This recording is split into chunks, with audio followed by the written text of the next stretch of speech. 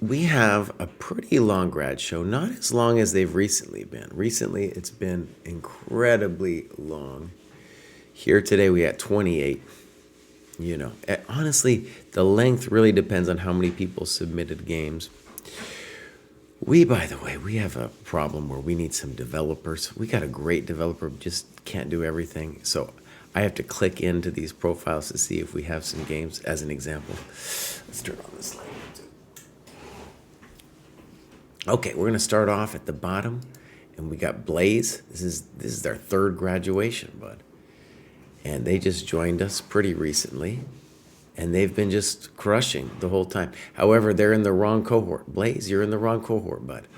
So get yourself in the right cohort, bro. Ned Stark's Ghost, another graduation. Continuing to play longer time controls and analyzing them has been the most helpful and really highlighted the areas I need to improve. Following Dojo's philosophy of focusing on developing pieces, not hanging stuff, taking free stuff, and slowing down, especially in the end game. I've enjoyed watching the graduation shows to see where I can find similarities in my own game, which usually ends up being the same things mentioned before. I so agree, yeah. Also thanks to Kenneth, I got his name right, for the plus-minus analysis, and Karma Portrait for the equals analysis. Both very helpful. All right, we're going to look at your game against Golfman. This is Ned Stark's Ghost. His 30s in the UK. Why am I not following him? He's amazing. 603. Very impressive. If you pop out his heat map here, you can see he started at the end of the summer, absolutely crushing. So that's a beautiful thing. Okay, so I'll take a quick look at his clubs here. The Whales, right? And there's a club in Wales, maybe you know about, maybe you don't, called the White Knights Club. Maybe you could be part of that whale. I don't know how, Wales is a big place. They're probably not all friends. But anyways, we got 10 members in Wales. That's a cool thing. All right. So we're going to look at Golfman here. This is the latest game. Round robin. Okay. And let's take a look at the time graph. Great. Very impressive, Ned Stark's Ghost. Very well done. And I think as you go up the ladder, you're going to start playing time controls with increments. You can already do so, right? But that's where you should be moving to, and really good that you've got this slope here on your game. Okay, wait. Every grad show I gotta do a little jadooby wooby. It's pretty easy though. So there's our jadooby wooby, and let's get into this thing. Good moves. Okay. And then a spicy move now, d5. Okay. I think it's okay. It's very ambitious. Boom, boom. Rook e1. And now you don't like queen d6. I think queen d6 is probably better than rook e8. In any case, on rook e8, you got to wonder about this move, see? Because you can't take a bitch, because then you're going to get, excuse me. Sorry. If you played rook e8, you got to worry about this, and well, I'm all over the place here. On rook e8, you got to worry about d4 because your knight's hanging at the end of it.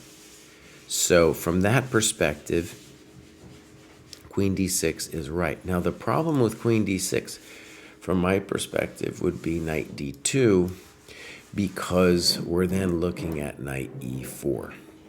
That's worrisome to me, right? Yeah. There's a possible world where knight g5 right now even could be a little bit, you should be okay, but it could be a little problematic. Okay, h3, your opponents at this level are going to lose tempi. You say, thank you very much. b4, bishop b6, b5. Okay, good. Now, intuitively, I think you should be fine here, even if it's going to get very complicated. And I say that because your development is good. All right. So you played knight a5. You don't like it. But I think I would have played knight a5. He takes. We could consider bishop a3. And now a big decision here. I think you should, well, knight takes c4 would be the first question for sure. I don't know what's wrong with your position. I mean, if they do it that way, then you have that, like you said. And I think you're just golden, right? Your development is awesome. It's not quite over. We could talk about this. Or even more important, yeah, and it's a good thing you have this because you got this. Oh my God, it's hot. It's hot. Whew. Okay. So, rook fe8, d4. And you say this hangs the bishop.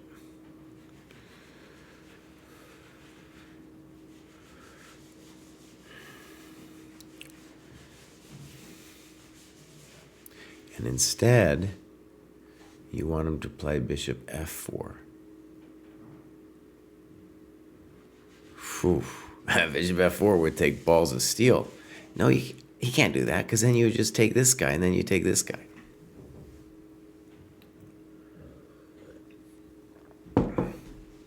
Okay, first of all, I want to make sure I feel comfortable with the assessment that this is losing.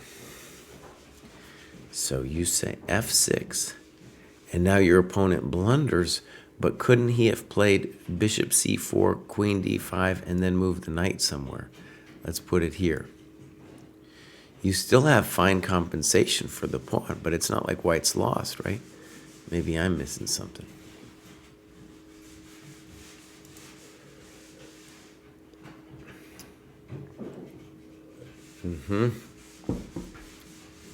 I think d4 was okay, and then that's just a plain blunder.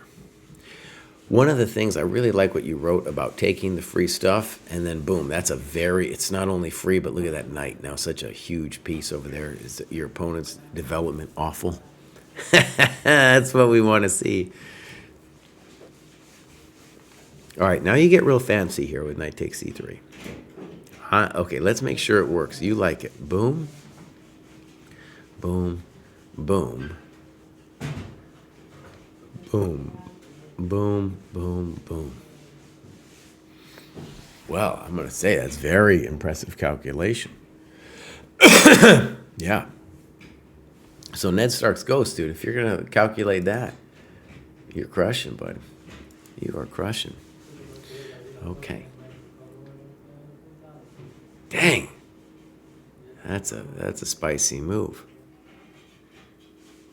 Yeah. Now, some of the things you're doing, I would describe as the most accurate moves. But notice when you're up a piece, you don't have to play the most accurate moves. You just got to trade it down. Yeah, so this makes me a little nervous, even though I think it's great. That wasn't it. Yeah, you're playing great chess here, man. Yeah, beautiful chess. I don't know what he's doing.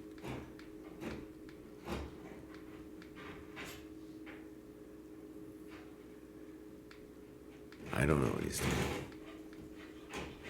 Wow, man. That was a beautiful game. Really good game. Yeah, that was well played.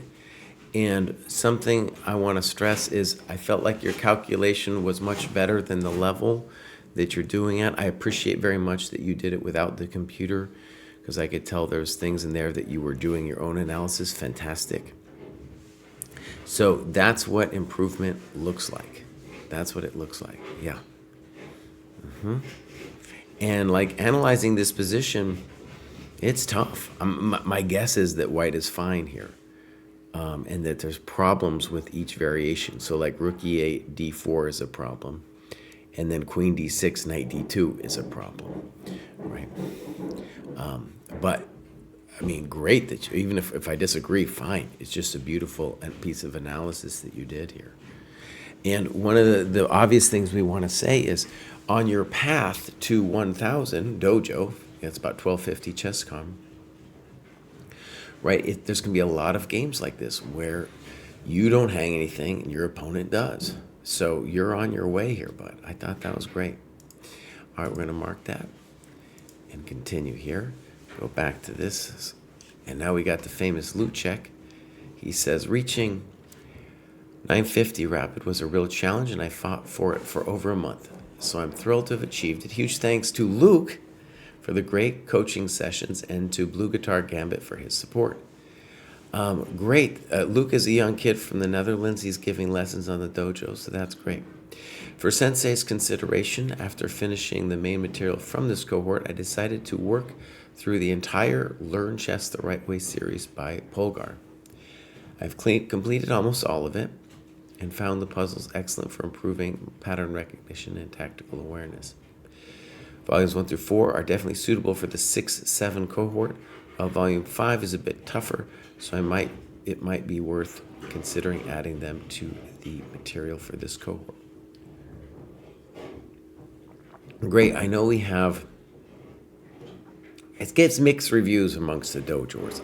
This is one of the things I've read almost everything in the dojo. I haven't read this one, but I know we have one called Defensive Play, which is one of the volumes there. So we could consider it. In general, I like what we have, but there are some people who don't graduate and they've done all the tactics, and for those people, we do need something. And so that is definitely something that we could think about bringing in. Okay. Actually, I'll add that. I'll add that to our little list.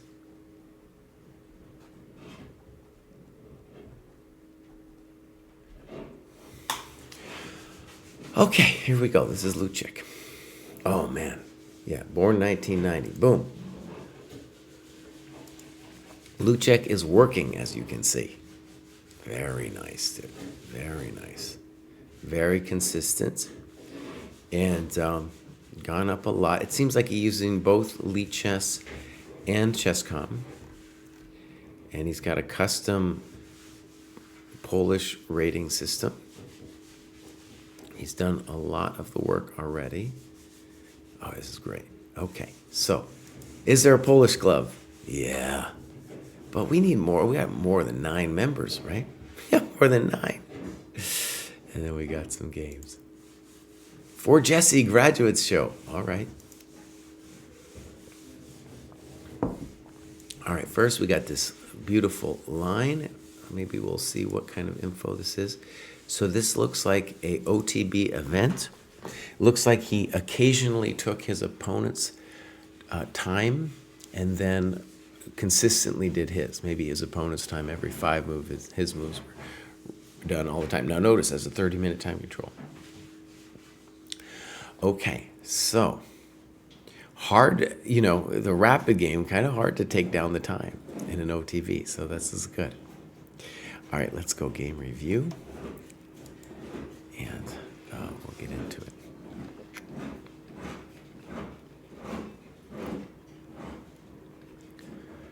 All right, so yeah, in general, this is considered a bad move because regardless of how black recaptures, the pawn on c6 is going to kill the knight and help this bishop develop. Okay. Maybe unnecessary e6. e5 looks more natural. That doesn't look right. And now you played bishop d2. Now the main move we gotta talk about here is bishop d6. That's what they call planting. I don't know. You're planting something. That's a big bishop. That's a big bishop. So notice it's such a big bishop that it would be worth considering taking a tempo out. But in general, this move is nice to think about because it's more important for you to develop than for you to be doing things like bishop d2. Also, what you should maybe be able to intuitively see about this position is that this guy is a beast if the dark square bishop gets traded with all these weak squares. That's why really immediately I want to play this move. It prevents d5. It's going to make castling really difficult. We'll be enabled to play bishop c4 next. It even controls these important squares. Of course, it controls this one. What a beast. What a beast. All right, bishop d2. Now, this worries me a little bit with castles because now rook b8 would gain a tempo and attack your business. Okay. Now, in this position, we just have to say that black is doing great because they've achieved this d5 thing.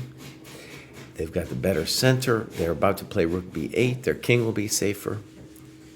You took. Bishop e3 is a very frisky move. And let's just say this is bishop e3. Even if d4 doesn't work for black, you're making your life so much harder with bishop e3. Because imagine the guy just makes a move like that. Well, then you really have a problem with this and this. So it's not like bishop e3 improved your position that much. Okay, so here we go. He thinks for 4 minutes and goes for it. And then you played your move quickly.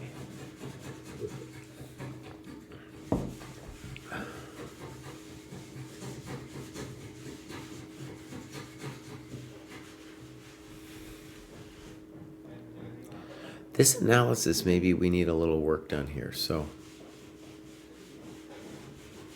bishop b5 is a good question to ask. I think that's the simplest. This one, it should be said that after oh, he can't play dc3, he's got this. This also looks amazing for you. It just looks fantastic. Okay, so maybe,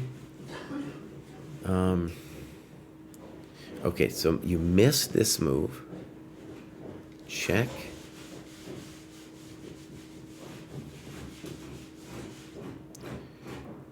And now queen a8.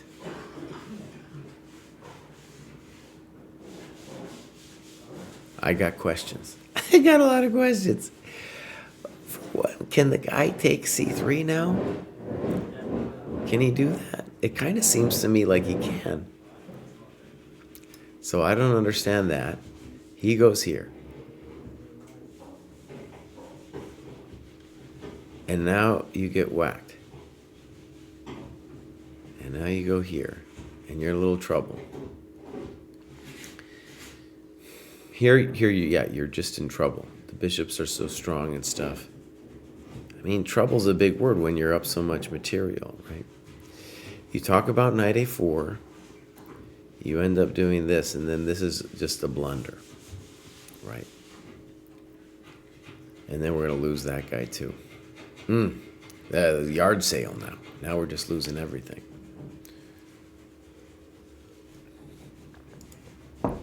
Okay, so no bueno, but it should also be said that this kind of failure here with knight e2, okay, is very typical for the level you're at now. So we can talk a lot about strategical stuff and yada yada, but what's really deciding the games here is this kind of mistake, okay? So focusing in on it and just saying to yourself, oh, this is actually where the game's decided, that's what's going to take you to the next level. Notice that the guy before you, he wasn't making any mistakes. I'm sure in other games he will until he makes 1,000, right? But until 1,000, that's generally we're going to see a lot of this knight e2 stuff. Okay, well done. Lucek, I really like your work ethic, but I think you're doing great. Now we got Game Dev Dad. Let's see what's going on with the Game Dev Dad. start it casually. Queen's Gambit generation. He's in his midlife crisis, dude. Okay. Here we go. He's at the ADHD dojo. Does he have some games? He's got games. He's just started and he's got some games. This one was played yesterday. All right, let's take a look. 45 plus 15. Now, he can import the games so that we can see the times. Maybe I'm just going to go back just a second to see if the other ones are like this. No. Okay, so first of all, for everybody, put your games, the serious games you play, like these ones, into your My Games folder. All right, so here's this game. It would be great for next time if we got some times. All you have to do is make sure that you have the timestamps when you bring the PGN over. Fine.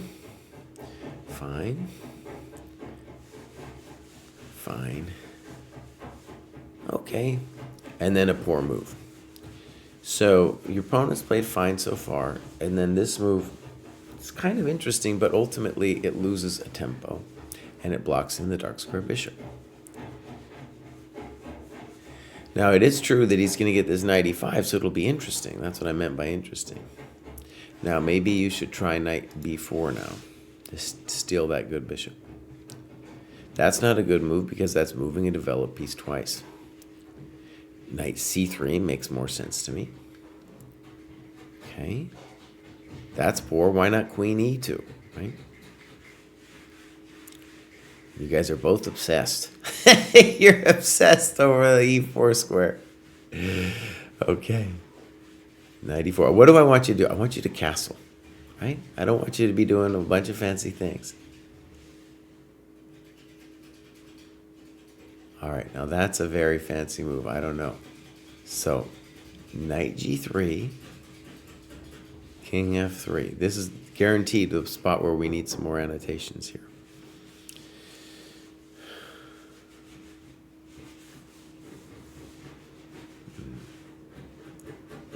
So, interestingly, when you take the bishop and your queen's attacked, it's kind of like white is tricking you. Even though he's doing this weird king march, he's tricking you into trading his bad bishop for your amazing knight.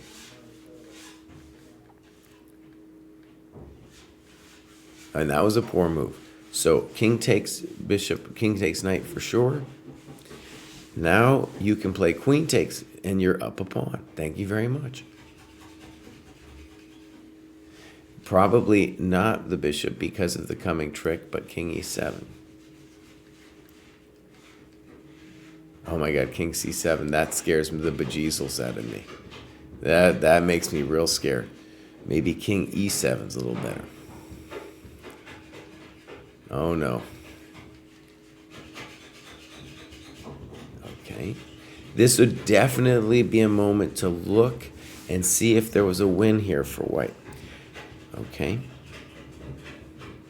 To my naive eyes, I see knight a6, king b7, rook c7, king takes, queen a4, Maidovich. These are the things that we should be looking for. Both kings on the run. Amazing. I think you need to do that move. That doesn't make any sense. The question is, who's going to get to the F file first?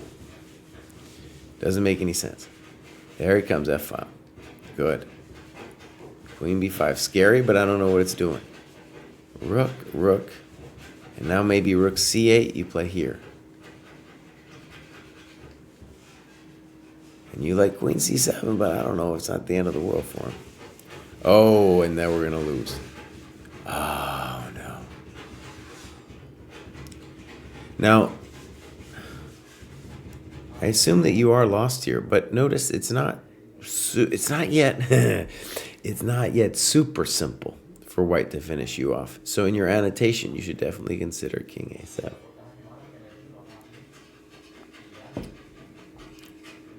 Okay.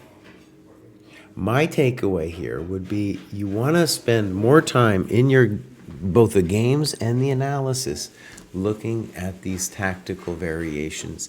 And maybe a different way of saying is just king safety. Both players completely insensitive to king safety. King e2, and then later you play king c7 like a madman, walking into rook c1. Oh no! But those are where the gains are had. Now, I think you're doing great. I mean, you started recently, and you're already up here at 900 to 1,000. Ooh, and you know what? I didn't notice it, but you are in the wrong cohort over here. You're normalized 832, so really you should be in the 8 to 900 cohort. All right, missed that one. We got M-Verve coming up.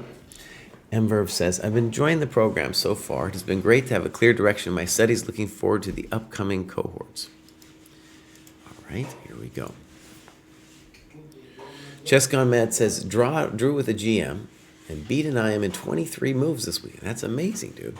Where did you play this epic event?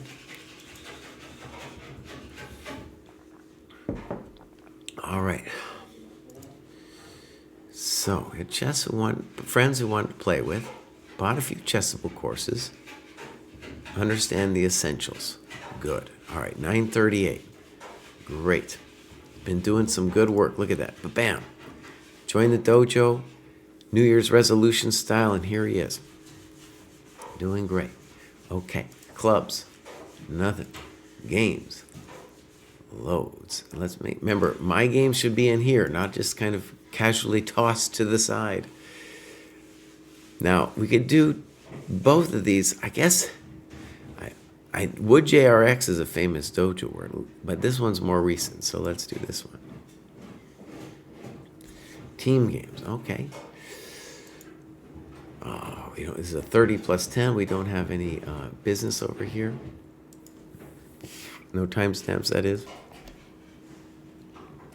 So it's OTB with one of his friends over here. Okay.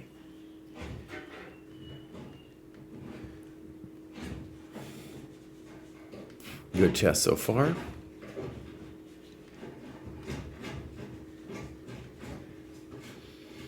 Okay, bishop b7 doesn't make too much sense to me. I think the main question is, can you undermine him here with a5? And if you can't, castling makes sense. But why bishop b7? I don't know. Good. Good. Maybe that's why you wanted to play bishop b7. You thought he'd let you get that, and he did. Ooh, that wasn't it. Boom, thank you very much. Goodbye.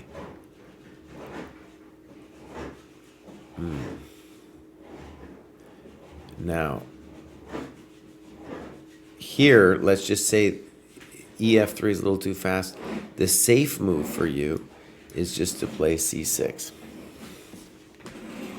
So EF3 feels like an impulsive move where you were like, oh, I got it tonight, and then you did it. Because now things are a little unclear.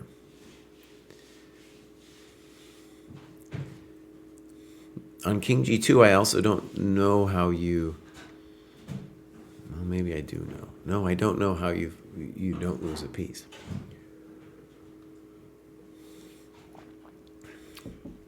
Okay, I agree with you that bishop C8 would be better.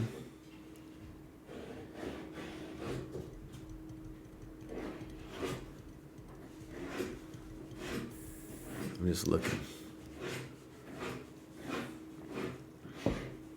The other move you should analyze, I don't know what the eval is here, but you need to analyze knight g4. If pawn takes, then queen h4.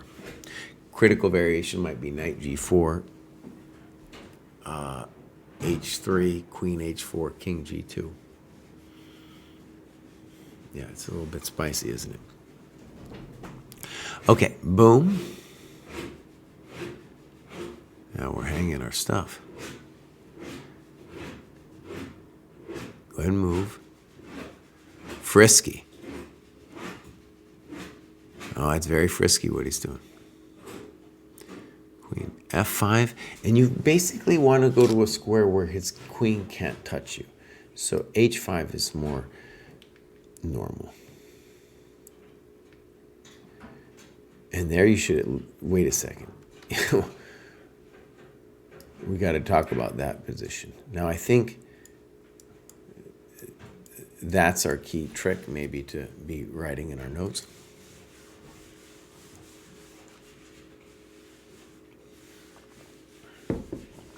We full blunder.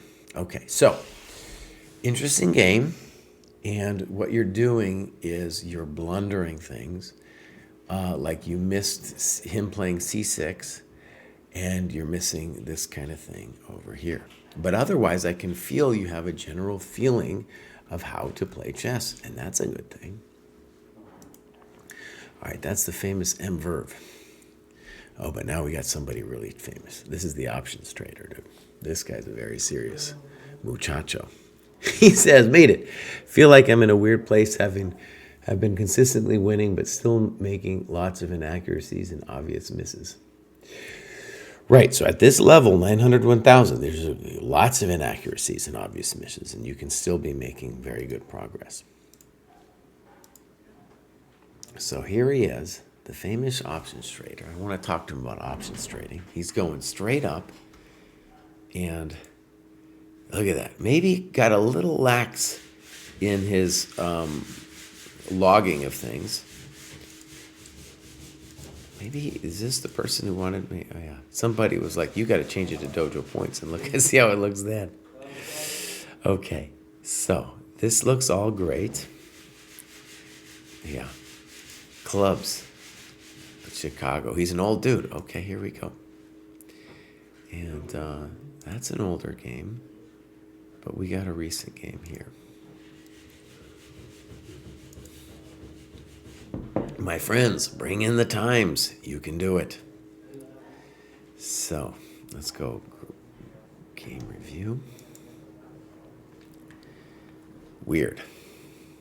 They call this a gambit. I just call this wrong. Look at this. He goes straight back. I don't know. They got a guy at chess.com who just comes up with names, random names for stuff. Okay, h6 is fine, but I want to stress, your opponent is not developing. It's time for you to just kill him with development. So the natural moves are going to be those. Okay. No development, right? Kind of weird. Maybe knight c6. Again, losing time. Good. You could have considered c6, but I like that you're developing your pieces. That one I don't like. Why? You're not developing castles. Okay. Poor move. The knight's off sides there. Should have taken the bishop. Take it. Oh, why wouldn't we take it? Just take it.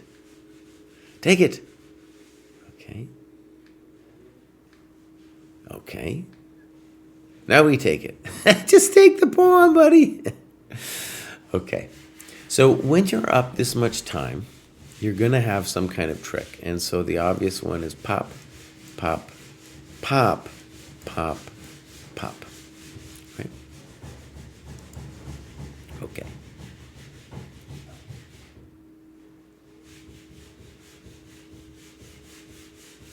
And again, you have bishop d3, knight h, bishop h2, and it seems like your arrows suggest you see that. Weird.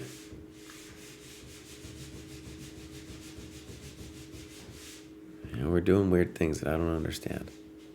Knight e2. I don't know why you wouldn't just take your pawn. Good. I like the d-file action. Oh, I like that move. I like the way you're playing. Oh, I like the way you're playing. Now you're playing like an old man. This is the kind of play I can really respect. Okay, in general, here's just a fundamental failing, is that when you're up a pawn in a king and pawn endgame, it's going to be a win. It is going to be a win. So rook d1 is not what the guy wants to do. He could at least make it hard in any variety of other ways. Okay, so you should take it. He obliges you, however. And now actually you gave him a little opportunidad. So he could now consider b4, takes, and wiggle and jiggle, and it's at the minimum it's complicated. Okay. He doesn't though.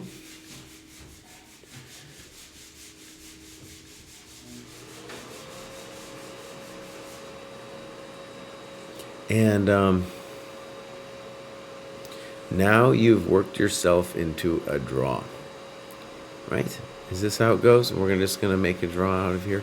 No, you end up winning this somehow. Wait. He's got to hold he just has to hold the line. He just has to go back and forth. Oh, no.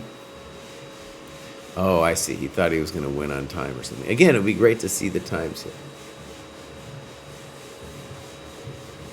One thing you should do in your analysis is this position is winning for you, okay? And you need to analyze how to win this, right? You need to analyze. I'm certain it's winning, and so you should figure it out. It would be great for your practice. We're doing these great lecture series things at the dojo, by the way, and we got a beautiful, it's been a nice series so far where we're talking about end games for players under 1200, and we meet every Friday.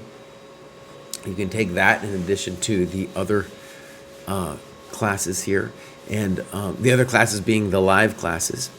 Actually, I'll go quickly there to give a little spiel. There's our live classes. We're going to announce the live classes for February coming up. Let me give the right view there. And I think next month we're going to have 4 classes instead of just 3. Okay, let's go back. Next up, we have Jarko's back. He says, shout out to Luke. Luke's got 2 mentions, bro. So Luke is a young man from the Netherlands. He's working hard on his chess. I think he's around 1900. And it's really good for your young kid to coach, make a little bit of money, and use that coaching to improve your own chess. Been working with him for a few weeks, and his coaching plus training tips. Good. Exciting to see the rating climb and having fun learning more about the game. And we'll look at Evandro SM. All right, so here's it. Jarko's back.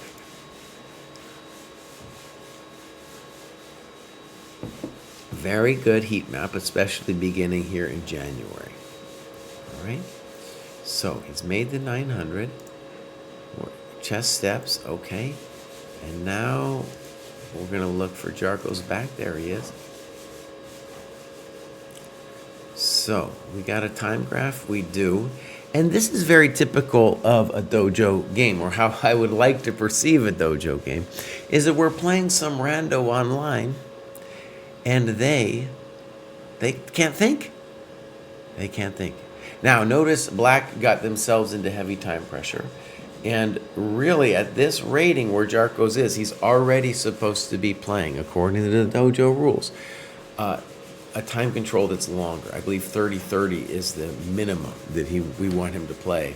And you can see he's ready for it. Evandro isn't ready for it, but he's ready for it. Okay. Good opening move so far.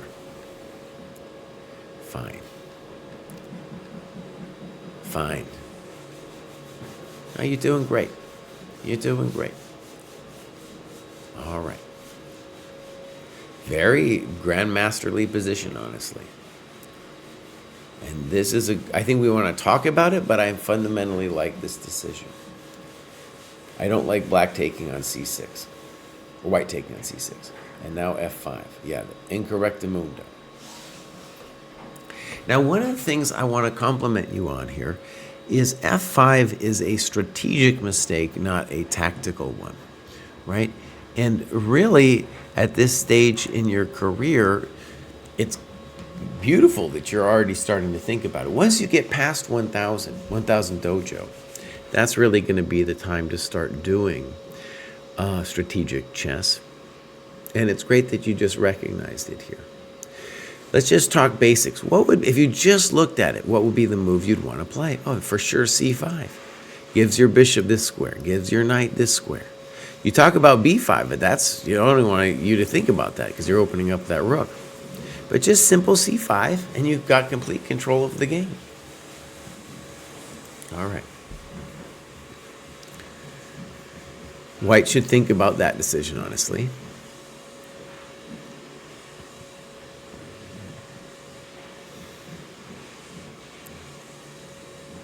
Well, here we got a real spicy coconut here. Now, this is definitely where we need a little bit of thought, okay? White should consider knight takes d5.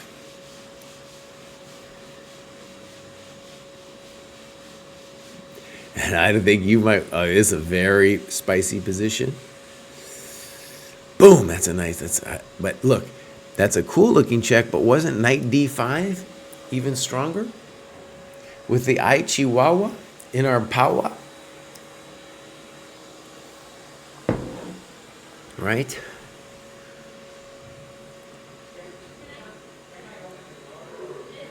Oh, this is spicy. This is real spicy. Yeah, there we go.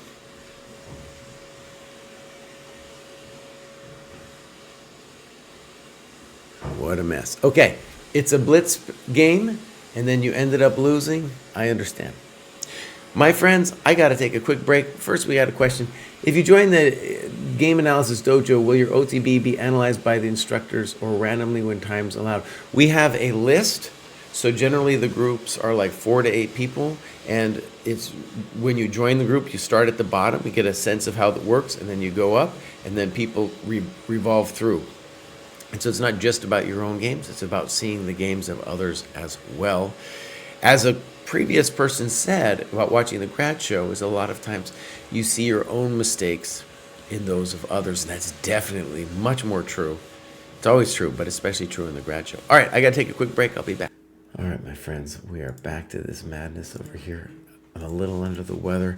Some people in the chat are like, don't even stop this beautiful video.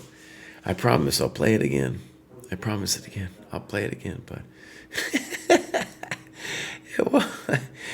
I won't leave you guys without it for long. My voice is dead. All right, so that was Jarkos. We're moving on here to Lord Scuba. And Lord Scuba says, been holding off on graduating for a while to see if I can hang. And for the most part, I feel like I can. Though my most recent game may say otherwise. The dojo has absolutely been one of last year's highlights. Beautiful, Lord Scuba. Also, very impressive to make it out of 1,000. That to me is a big barrier. You're entering a realm where it's not just basic blunders. It's going to be about positional play, about ideas, deeper calculation. All right, here we go. Dude, he started in August of 24. That's amazing. Wow. I picked up cycling as my physical sport at the moment. That's right. You should be lifting heavy things. I love cycling too, and I want to return to it myself. Okay, so clubs. Oh, he's got loads of clubs, dude. He's onto it over here. Okay, games. My games. And I just want to say today we've had a lot of people. Everybody's had a game, I think. I don't think there's been one person. Now, as you see, we go up the ranks, people start using a little bit longer time controls, and that's the way it should be. Here you got Lord Scuba playing a great game in terms of time. Look at that. Very well done. Okay, so game review. Fine, good move. Good move. A little passive, but I'm okay with it. Okay. Knight b6 is more natural to keep the bishop open. Okay. Okay. Good moves. You're playing good moves. Good moves. Maybe a3. Maybe a4, just to be developed. Okay. Weird. And then this move I don't understand. What are you doing? I mean, even if it were the case that this, yeah, it still wouldn't make any sense. Because even here, you're still winning. You say, thank you very much. Yeah, thank you. DEM, baby. Yeah. And now you're just totally winning. Beautiful. Now, Lord Scuba, there's a critique on this. It's that you've got 12 minutes left, and here you should be able, because you're up a piece, to play natural moves and not have to think too much about it. Like, that freaks me out. It's fine, but why are our knight's under attack? That freaks me out. Why are we making life complicated?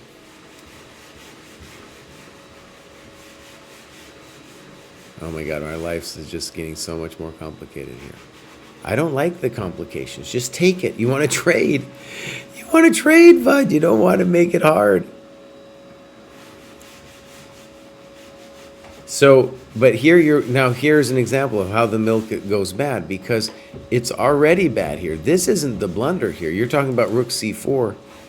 Oh, you actually have a good move, buddy. Well done, dude. Well done. Oh, man. That's funny. When he was talking about the mate sound, I didn't understand what he meant, Yeah, online, you get the little mate sound. Oh. Now, let me just say, this game got way more complicated than it should have, okay? Way more complicated. Even here on rook c4, I guess it's always mate, but yeah, it's always mate. So that's a great trick. But notice we've got to a point in the game where we needed a trick. This guy was down a piece and a pawn and a couple things, right? All right, so blunder. And what are we saying here? We're lost. Notice that he is also, well, he's not making life easy. What is he doing? He's hanging all his coconuts is what he's doing.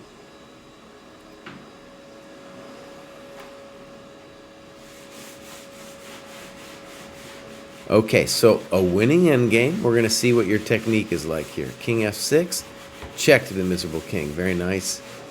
That doesn't do nothing. Thank you. I like these king moves you're doing. I didn't like that. Why give him the pawn? Don't give him the pawn. There's no rush. Good.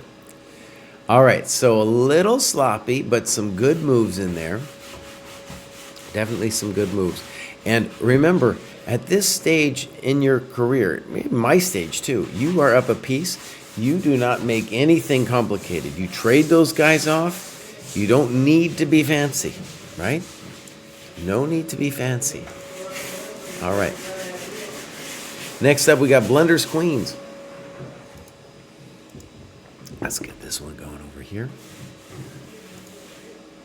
Blunders queens joined us this last January, maybe a New Year's resolution join. That's what I like to see. 1035 clubs. Nothing. Games. Nothing. Now maybe this annotated rapid games. But if these are rapid, we're already at the point where this is not enough time. Yeah, 10-minute games we don't do. And so, blunders queens. I can appreciate that if you just came to the dojo, you might be like, what do you mean I got to play longer games? You got to trust us. You need to play longer games to get the deep thinking going. Even if you desire to play 10-minute games to be the 10-minute champion of your neighborhood, you need to first play some longer games to get some deep thinking in. But still, welcome to the dojo, blunders queens. Now we got Jackaroo. These people have been doing a lot of work. All right, Jackaroo's over here. Looks like tactics for the new year for Jackaroo. 1140. kind of clubs is he? Got Adult Improver Club. He's got some games. And these look like real games. So this is OTB. As we move up the ladder, we'll see more and more people playing OTB games. This is the MCC at Murfreesboro. Murfreesboro. I feel like that's in Tennessee or something. Hold on. Let's just do a little bit of geography for a second. I'm going to do a little geography. So, oh, I'm good. Tennessee, bro. I'm good. Yeah. I'm very good. Outside of Nashville there. Okay. All right, there we go. Okay. So, do we got... No. Okay. It's possible. I know. It's hard. But you can bring in your times. Doesn't really say what the time control was. All right, so let's get into it.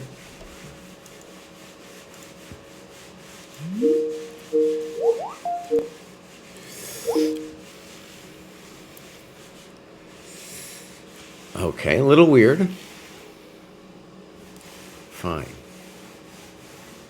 Okay. Okay, good development. A little weird, unnecessary. We want you to castle. I want you to castle. Good. Now, bishop e4 maybe, but it comes with deficits. g5, very impressive move. Very impressive move to be playing g5. Oh, okay. You want to come on the stream? Okay. Sure. Call me again. My student Jamil might join us here for a second. I'm on the stream. All right. So g5, very impressive move.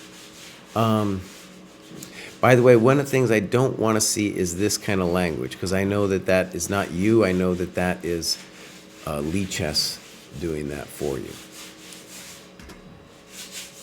I just did invite you to the stream, bro, but you got to call me.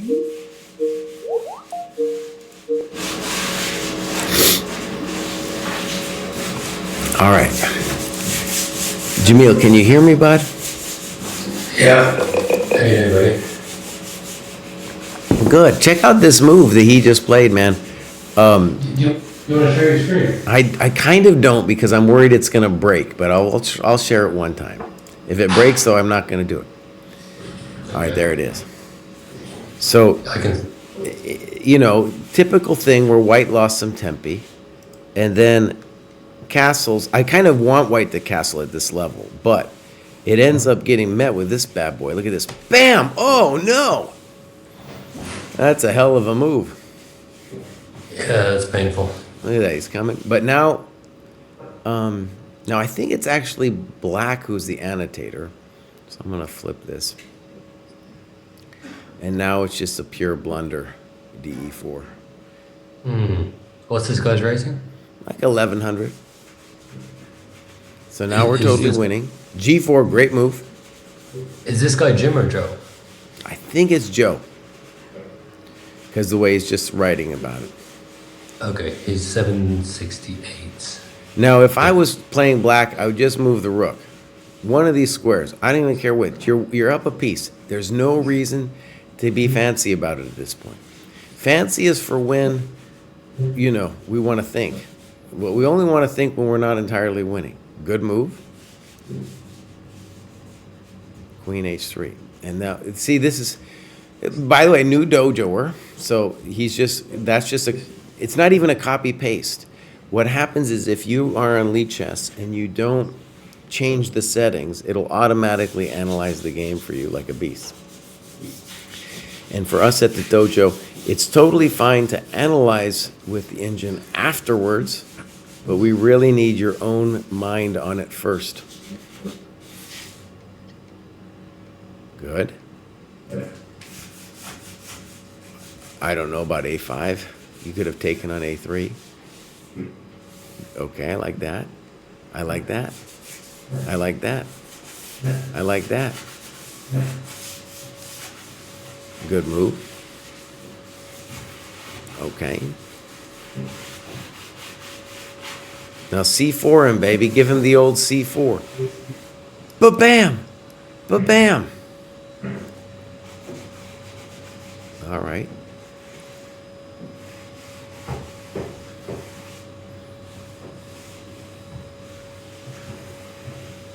Now here, see, he's double questioning marking himself, but that's because the computer sees something amazing, which if you didn't see C4 before, you're not going to see now, which is here you've got bishop C5 check.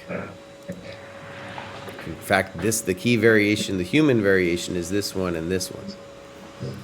Okay. So, my friends, this is why we need to do it without the computer. And now you're totally winning. Okay. Easy peasy lemon squeezy. All right, good game. Welcome to the dojo. I understand it's your first annotation. It's not always the easiest thing to do. All right. Now, let's go back here.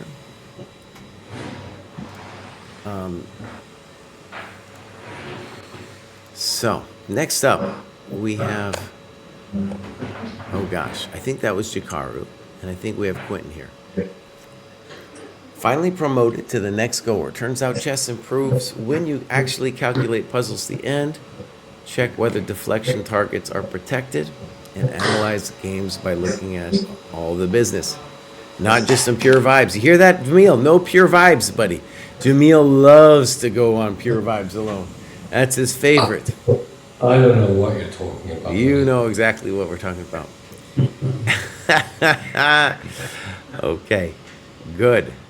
Thank you for being with us, Quentin. Okay, so a 40-year-old father of two boys. Oh, he's doing some powerlifting. Now, I don't know if you've been with this, Jamil, but the people who are in the Lifting Heavy Things Club on the dojo are noticeably making faster progress than everybody else. It's just a noticeable statistical thing. Okay. What's your hypothesis as to why? Well, definitely fitness in general, but I think there's something at play about the way strength works with your mind. Like, I'm sure exercise in general helps, but I think strength is different and is helping people. At the minimum, it helps with your confidence, in addition to the other obvious things. But I think there's something else, like something happening in the bone marrow with the mind. And of course, I'm not a scientist, but when I go and do this graduation show every time, the Lifting Heavy Things Club, which only has 51 members, they're graduating all the time, bro. All the time. Yeah. Okay, here we go. Oh my gosh. My friends, please put it in the My Games folder. All right, so here we go. So, good usage of time, 30-30, good.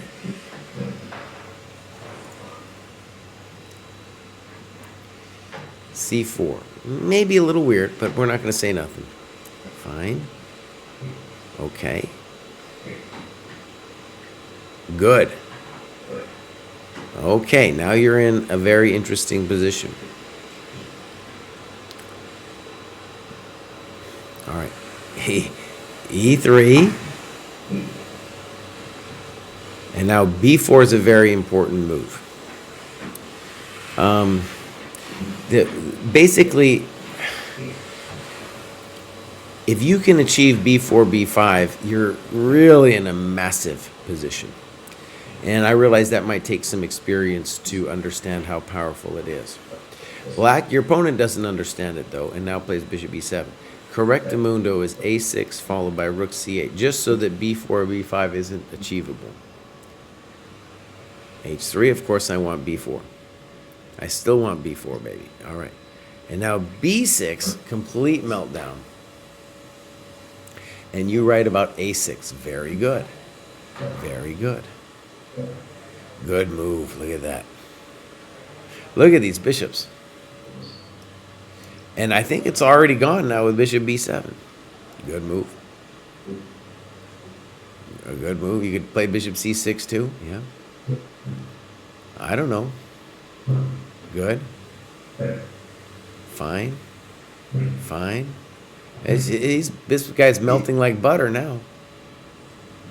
Bishop d7, please. Very nice. Takes, please.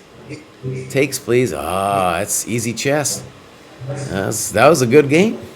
That was easy. That was easy. And one of the things actually I want to say about this is,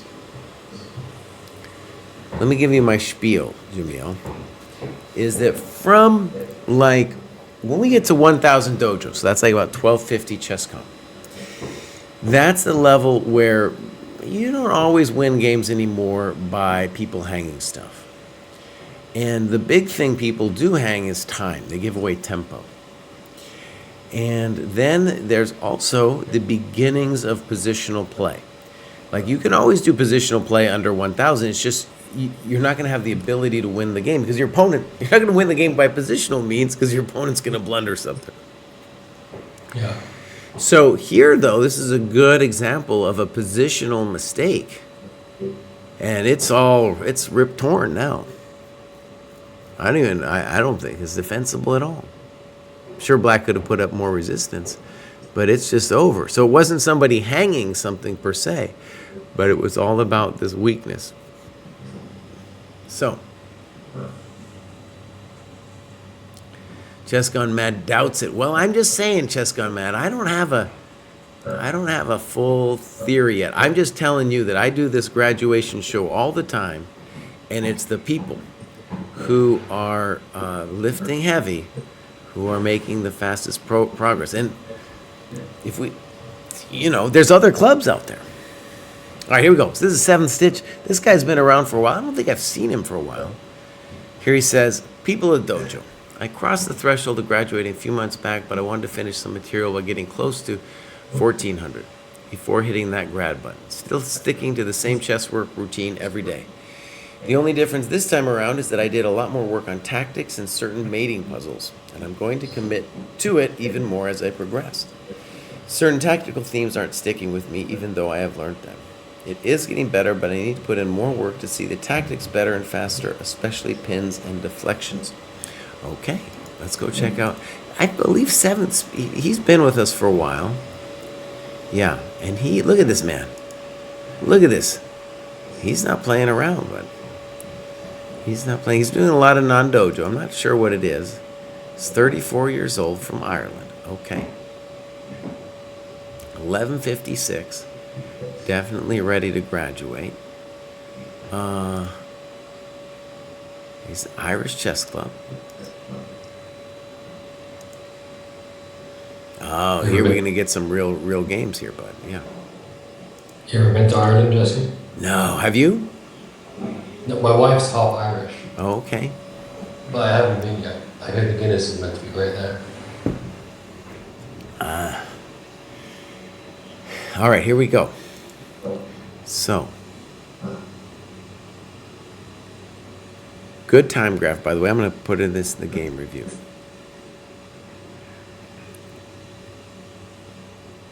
All right, totally weird. I don't know what your opponent's doing. I think you're doing fine. So if you were going to make an argument for black, it's that he's got a Benko style stuff, but the center is not locked up. So definitely you need to protect your pawn. But, now this is a big but. If you just castle now, you're still doing great. Great, because it cost him a tempo to take this pawn. You're about to play rook e1. If he takes on c3, you take back this way. So you still have a great position. All right, you took on e4. I wanted rook e1.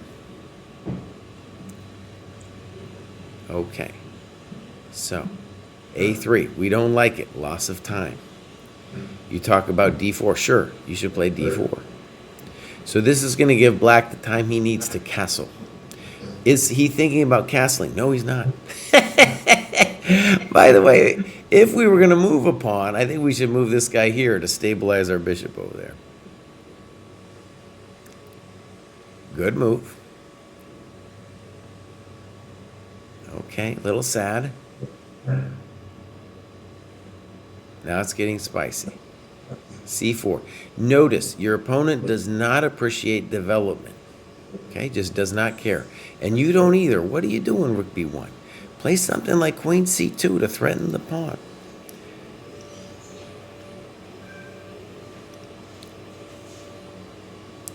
Just blundering stuff. So I don't like Queen C2 in general because you're putting your queen on the same file as a rook is about to land on you.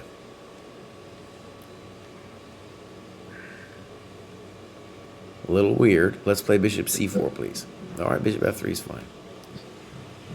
Oh, did I blow it? Maybe I blew it. Jeez. Is there any way out of it? No, I think the milk has gone bad.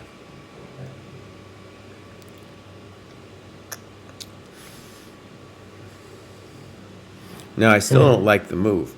I think you could just play F3 and you've blunted this diagonal and you're fine. But he got tricked, a little surprising. And now I guess you're lost. That didn't help. Rook E4 was definitely not good. So many players at this level make their lives hard. Why not just capture the knight? Why make it hard?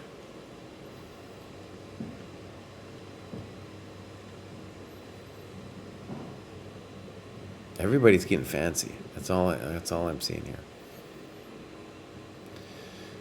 Poor move. Why are we checking?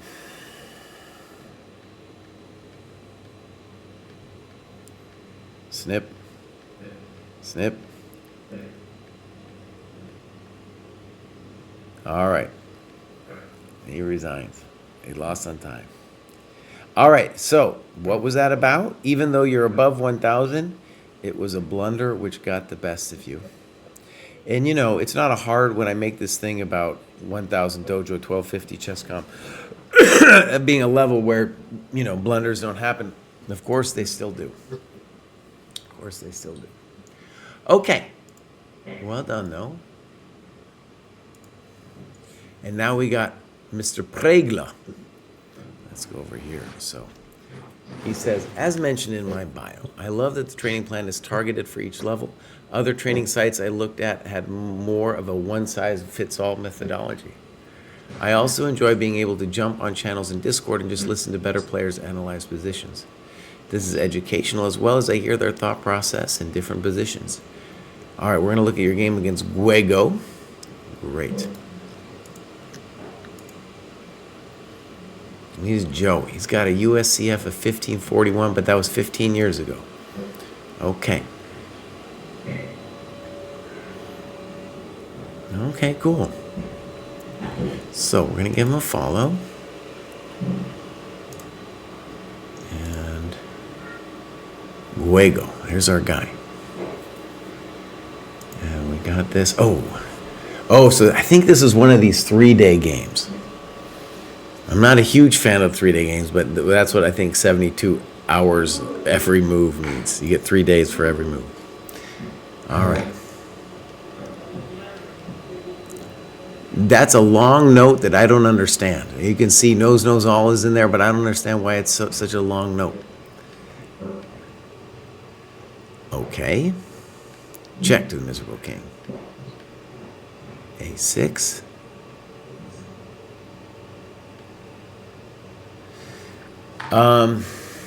My understanding is Queen C6 doesn't do much because like you're still going to get whacked out with Bishop B7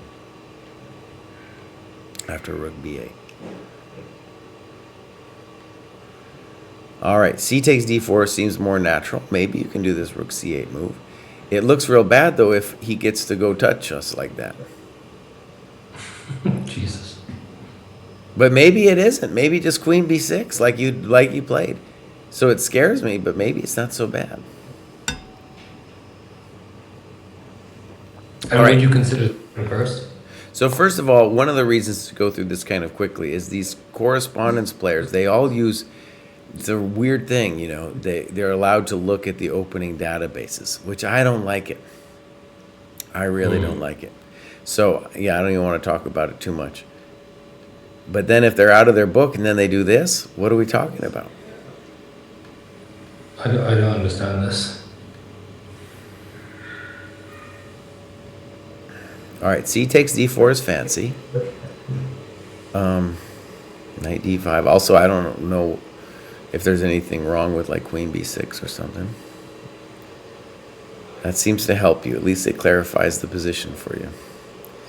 At any of these points, you could play CD4. Now you're just winning. That's a fancy move. He's like going for a cheap shot over here with Bishop H3. There we go. Chess is easy. It's not hard. Just taking all the coconuts. Don't fall for that one. Uh-oh. What is he doing? He's just letting you trade off. Okay. So, Mr. Pregler, I think there's a couple other people who are doing this daily. I have very mixed feelings about it. In particular, like this thing where they look at the database. That's not chess. And also then you're going to get cheaters, because once you get people looking at the database, it's so hard for them not to then look, so hard. And you saw what this happened is like, let's just talk about this as a sample. This guy played GM level chess up to here and then plays rook A7. And then rook takes B7. What are you doing? Chess Gone Mad, it is possible to be a coach, anyone to be a coach. And in general, what we want is people who are in the program, such as Luke, who have done it for a while, who understand the program. Those are the people that we're going to promote on our site. Okay, so.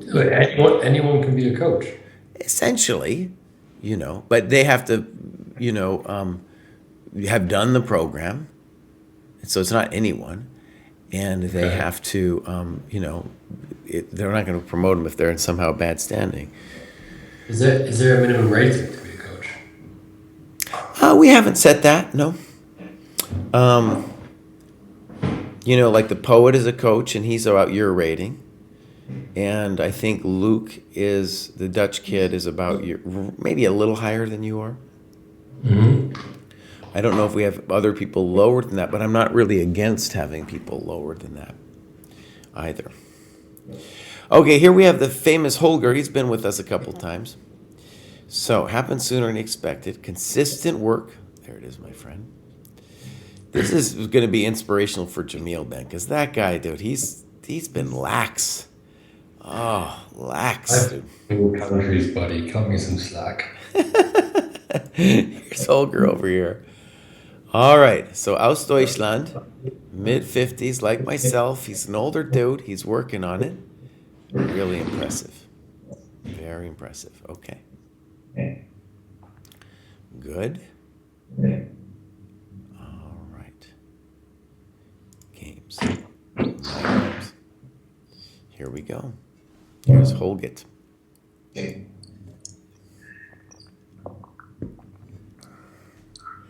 So in this game, a little bit of an odd time control. At this level, maybe Holger should be playing, Holger definitely should be playing a longer time control. But Jamil has the same problem. I can't get him to play a longer time control. He should be playing. I played a longer game today. Yeah, it still wasn't long enough. You played a 60-0. It needed to be 60-30 for your cohort. I can show you. Did you say always complaining? Yeah. That's who I want to be. All right. I think this is a fine move, and I definitely don't think he should blunder the pawn. So, Queen E2 has got to be played. So, blunder. Very good. And now that's a fancy move.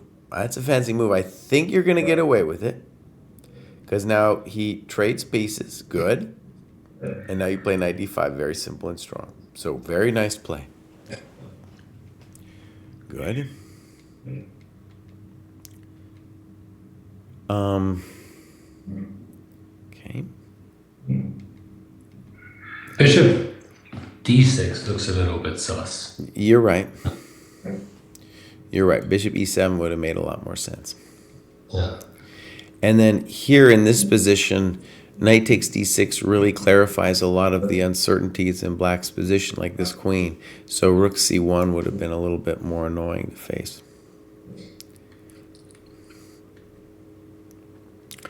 Knight f4 is fine. I would have liked to see b6 and bishop b7. I think this is fine. a6, I don't know. I want you to play b6, but okay. I want you to play bishop b7, but I understand what you're doing.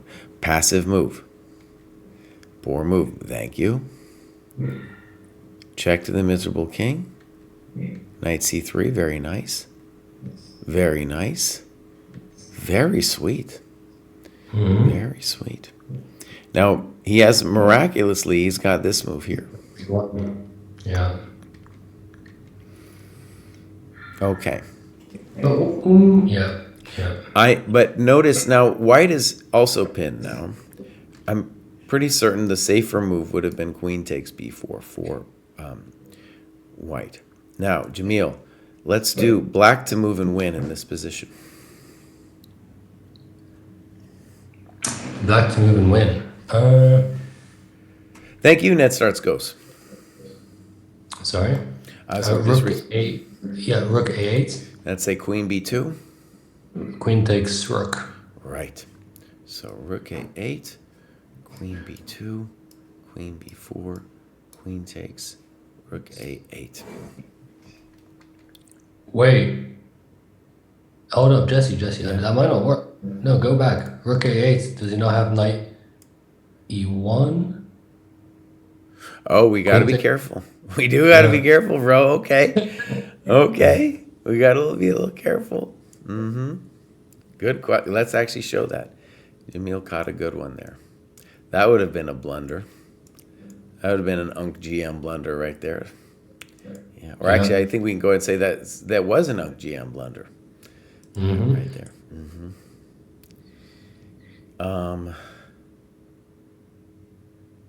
Still, let me just say, it is rook a8 is the first move. We can talk about other moves after that, but rook a8 is the first move.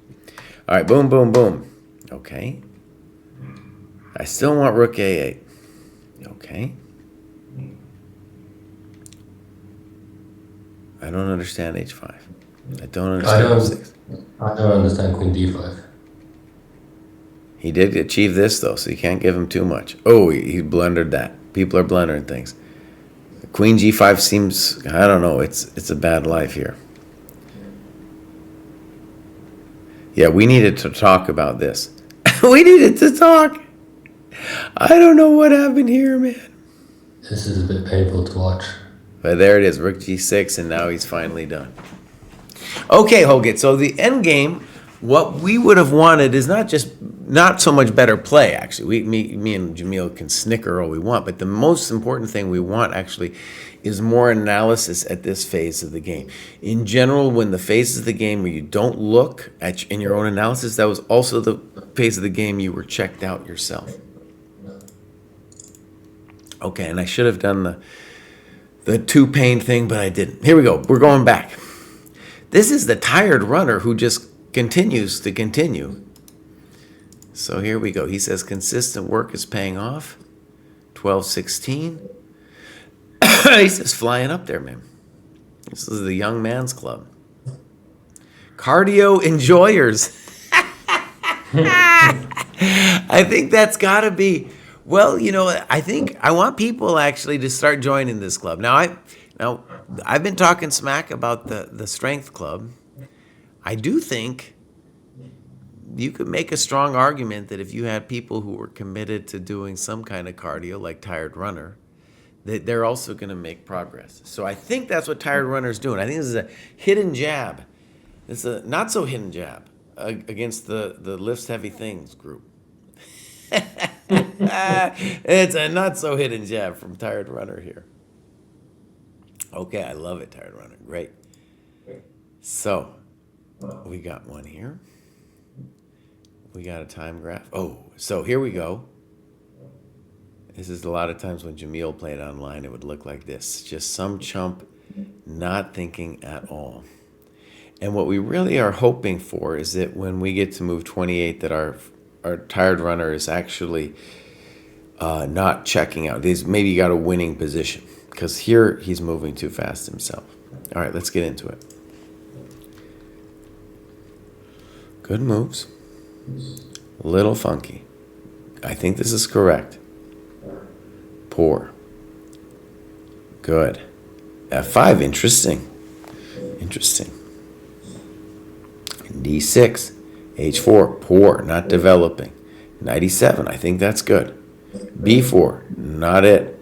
Now you play Bishop G1, that looks pretty good to me. You talk about Knight D5, Bishop D4. Yeah. Bishop G1's fine though. It looks like it's winning, so it's hard to criticize. Yeah. Thank you very much. Thank you. Thank you. Now, I am a little worried about your queen, but I think you're okay. Ooh, I don't like that. Why are we doing that to ourselves?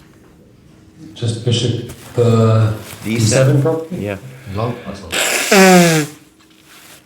Here you're scratching at the itch. Okay, weird. And now maybe he's fine. Notice that you have a development problem here. So you talk about Bishop D7. It's got to be correct. I think White's going to be better there. You give a long line. I like that you give a line where you try to analyze it. You go back. So you're really behind in development here. Now, notice, I'm not sure about this move. What does White need? White needs a way to activate the bishop and the rook. So like C3, possibly followed by D4. Well, if you want to play D4, just play D4. You could just play it, yeah. The most obvious one is Bishop E2. And if Bishop D7, we can think about this move just to say, nope, I don't want you castling anytime soon. It's definitely unpleasant. In fact, we're going to call that most unpleasant. Okay, so C4, loss of time. Frisky. Why is this frisky? Because you're allowing F6 at any point here. In fact, F6 now looks like it would definitely touch your coconuts. By the way, Jamil, I don't know if you know this, but if you look at my shirt, this is the shirt. It's got a little chest piece and a coconut on it. See that, bud? Oh, is that merch? That's, well, so my under 1,000 group in the live classes, we actually were doing this. We had a class going since before we started the live classes, and they on their own initiative were like, we got to start the coconut club. So they put this shirt together, bud. And so I got this shirt, this nice shirt. It's called the Coconut Collectors. Okay, that's cool. Well, it's good to know you weren't touching anyone's coconuts. Anyways, F6 looks like a beast to me. No one sees the problem. Just F6 now, no? There he goes, F6. Now our king is discombobulated. Maybe Bishop H3. I kind of want something like Rook H7. Good move. Did I understand that? No. Now you can just go win the F6 pawn. Good. Good. In this position, by the way, dude really needed to play Rook here to snag this one. Yeah. I guess he still got it. No, blunder. Oh, no. Rook A2, he's still totally fine. Okay, my friends, as a rule of thumb, the king and pawn endgame down a pawn is lost. Now, this move does not look intuitive to me. Maybe you're still winning after B6, my friend, but this guy, how does he play a role? It seems like you're probably going to have to do this, affect that break, and then go all the way back here and then affect that break. I don't know. Wait, what? No, that's fine. I just, if he just pushes the F pawn, and then it's running. Well, he's got to still make the pass pawn after he pushes the F pawn. But here, no one knows what they're doing here, so black's just walking in. Definitely better here is king g4. King will eventually have to move. We push him out. This is where, wait, time out. So sometimes I forget to go to the pane where I show the notations and just the game. And I leave it, sometimes I purposely leave it open for the time. And I'm so happy I left it open for the time because no pass pawn. The most important thing that you need to see for your chess development is over here, move 28. We had a thought, we were just on the time graph. I said, I hope when he gets here, he's totally winning. Because tired runner got tired. And I know that sounds mean and cruel and unfair, but this is what happens to advanced players too, especially online. It's easy to get tired, and you're just making impulsive decisions here. So the most important thing, forget all the analysis we just did. The most important thing for you to recognize is that your mind was working here, and then you checked out here. Now, why do people check out? Because in the end game, it's harder. You got to calculate more. So for example, let's go to this b6 move for a second. Where are we here? So black is winning this position. He's up a pawn. It's still a little complicated. I get it. You're a little afraid of c5. I understand, right? But what we want you to see is that after b6, there's a lot to calculate. Are you winning? Because it was a compromise, because now the pawn can't easily be made into a pass pawn. Makes sense, right? But even so, after b6, just king e6, f5. I'm just saying he doesn't know. He did it in 4 seconds. Yeah. And it's not just here. We go back here to move 28. There's some complicated things happening here, my friend. And it was actually more around here where he stopped thinking entirely. So people think it's in their head, they're like, oh, obviously I got to do this. This is some really complicated stuff. This is hard. This is where chess art happens. Is f6 going to crush you? Is he going to be able to put a bind onto you? Right? So, and we've seen it before. It's the end game where the lower rated players stop thinking. All right, good annotation. Anybody can heed that advice. I see it all the time. Here we got Burama. And Burama over here, let's give him a follow. Joined the end of last year. A little bit negligent doing his. Jesse, yeah. Look at this guy's Discord tag. I don't want to look at it. Why did you tell me? Why did you have to tell me that? I couldn't not mention it. You could have. You could have not mentioned that, dude. No. No, I think there was a way for you not to mention that, buddy. No, it wasn't a voluntary thing, Jesse. He would probably say it's also not voluntary.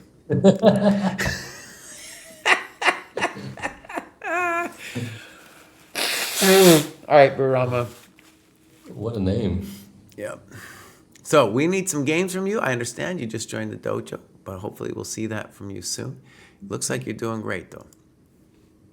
Next up, we got Spider. Oh, man, I'm going to get done today, but it's a lot. I bet Jamil's going to poop out before I finish. Here we go. How much longer are you going to be? I go until it's over, bud. I'm a finisher. I'm sure you are, just like Burama. I knew you were going to do it. I set you up, man.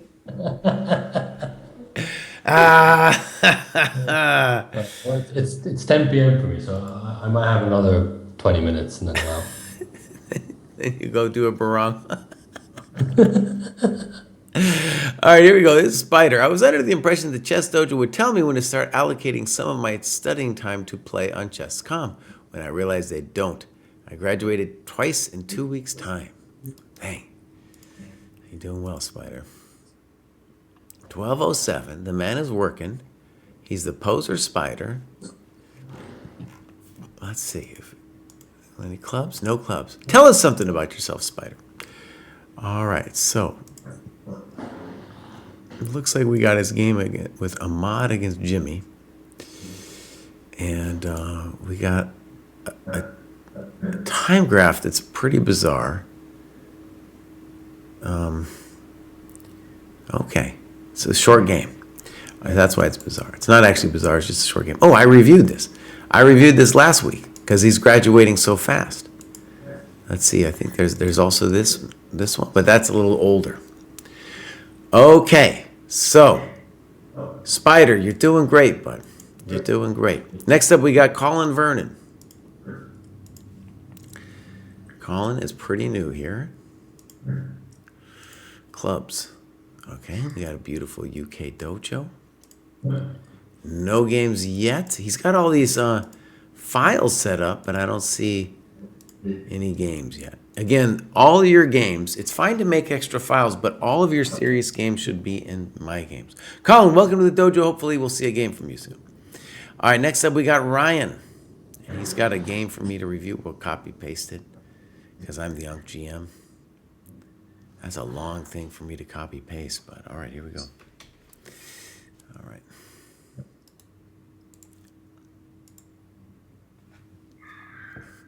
That's true, Charles Hamilton. Famous Charles Hamilton is back. All right, this guy has gone up incredibly. Look at that, 406. He's getting up there. He's getting up there. Okay. So, yeah, Jamil, you got to stay until we get around some people around your level, bud. No All right, worries. this is Ryan. In fact, he gave me a game to look at, so we're going to do that. Ba-bam. So, Ryan did not do good with the time. So here also, we're going to keep the time graph open because he pieced out on move 9. So we're going to see how this went. The famous Schliemann. Okay. And then he calls this unorthodox. I call it non-developing. So bad move. The friskiest. Now, I have some misgivings about this move. So, because if you play d6 or castles, you're going to have a fine game. So this is very ambitious what you're doing. Snip. Snip. Dude plays queen e2. Bishop g4. That's an exciting position. All right, so bishop c4, he calls a double question mark.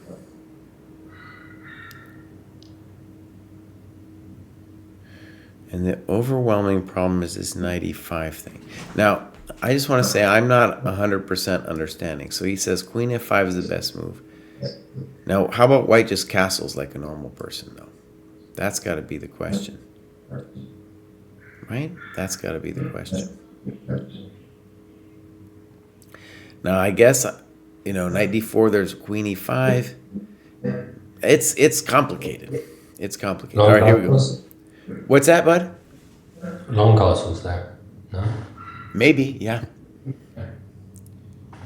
All right, so snip in general, we don't want this snip because now the dark squares are weak and you've just taken away the knight's square. Oh, very dangerous. Okay. And again, this guy is obsessed with moving his bishop around. He's totally obsessed with moving his bishop around. No one understands. D5 maybe? I think you mean e4.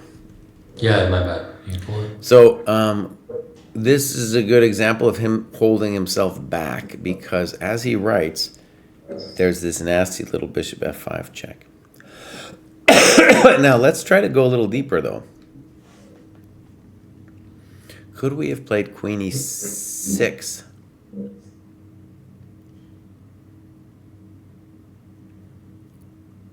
At the minimum, I guess he could go back at that point. Okay, so that's nothing special.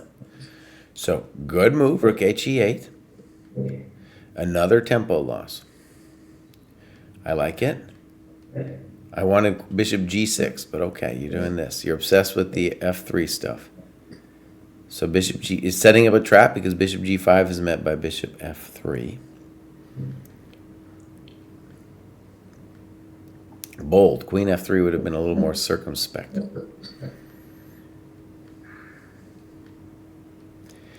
So we don't want to trade queens here, so we got to say queen e6 is no bueno, right? Anything that doesn't trade the queens here, you're going to have the advantage. Fancy. I think white should have traded the queens, but white is losing time like nobody's business. He's just losing it all over the place.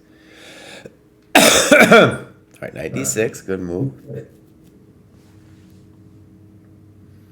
I don't understand that move. He's just hanging a pawn here. Queen f3, yeah.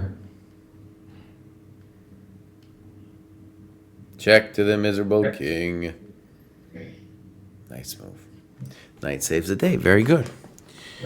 Okay, so Ryan, listen up. Forget chess for a second, and I just want you to notice that we had a very complicated position moving move 9, and from that point on, you just checked out, bud. You just checked out, okay? All right. Important to see. That's the most important thing for you right now. Now, the first thing, because Jamil has primed my mind for filth, that I saw raw boners here. That's what I saw. Okay. Oh, God. That's your fault, Jamil. It's not my fault. That's not my fault. My mind didn't go there. All right, so this is raw, as they say. Okay, local club. All right. See, will you repeat that? No, I'm not. He's 1405. He's in the Dutch dojo. We got 37 people. That's cool. I want to go back to Holland and play some chess, bud. All right, so he's playing an external opponent. Well, everything's external when you got some raw boners going on.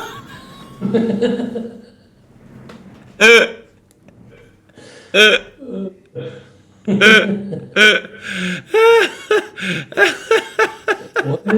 is it with these participants?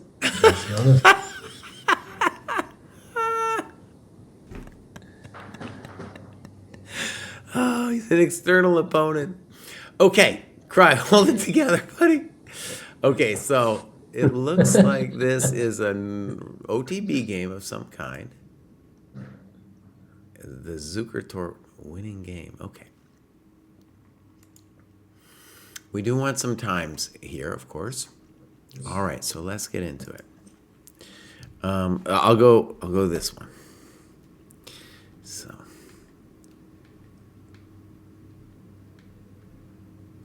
poor. Something either like bishop b5 or d4. Now, I think from his description of the event, he called it the Zuckertort or something like that. The Zuckertort, it's a little weird. You're like playing a black opening as white. But sometimes you might play a3 in the Zuckertort. But bro, it's not here. So this is an example of an opening leading this man astray. If he was just playing by principles, he would have played either d4, bishop b5, or bishop e2.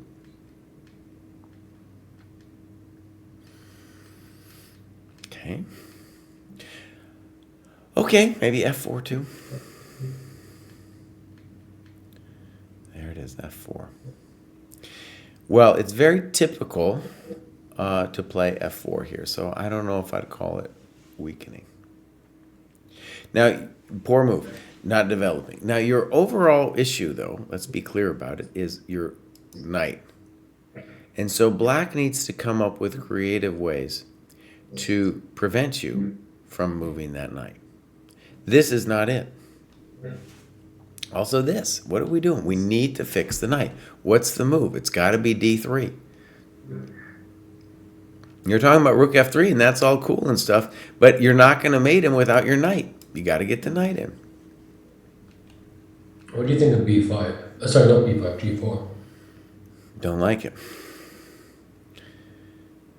Are you winning? Are you winning it? Maybe if you're winning something, actually.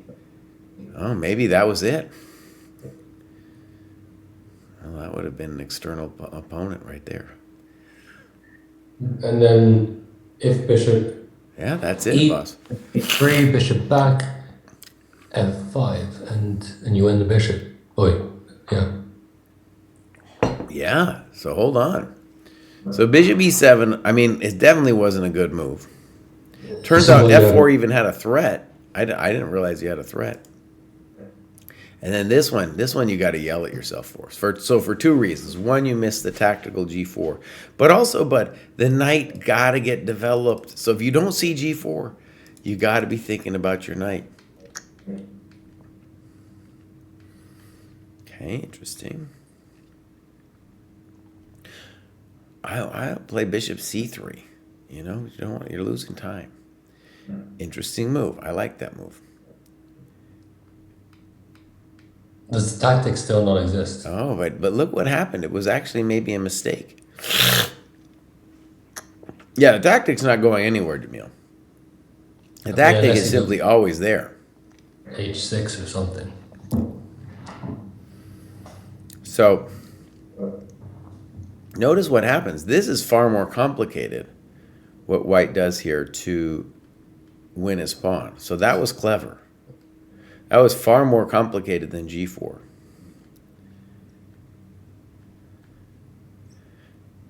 And we still want ed5. Well, the g4 is still winning. Yeah. Now it's not winning anymore. Okay. Okay. Okay. Still g4. Positionally, he's doing great.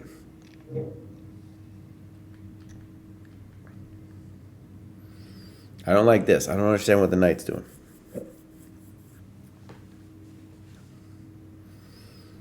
Nice move. Very nice move.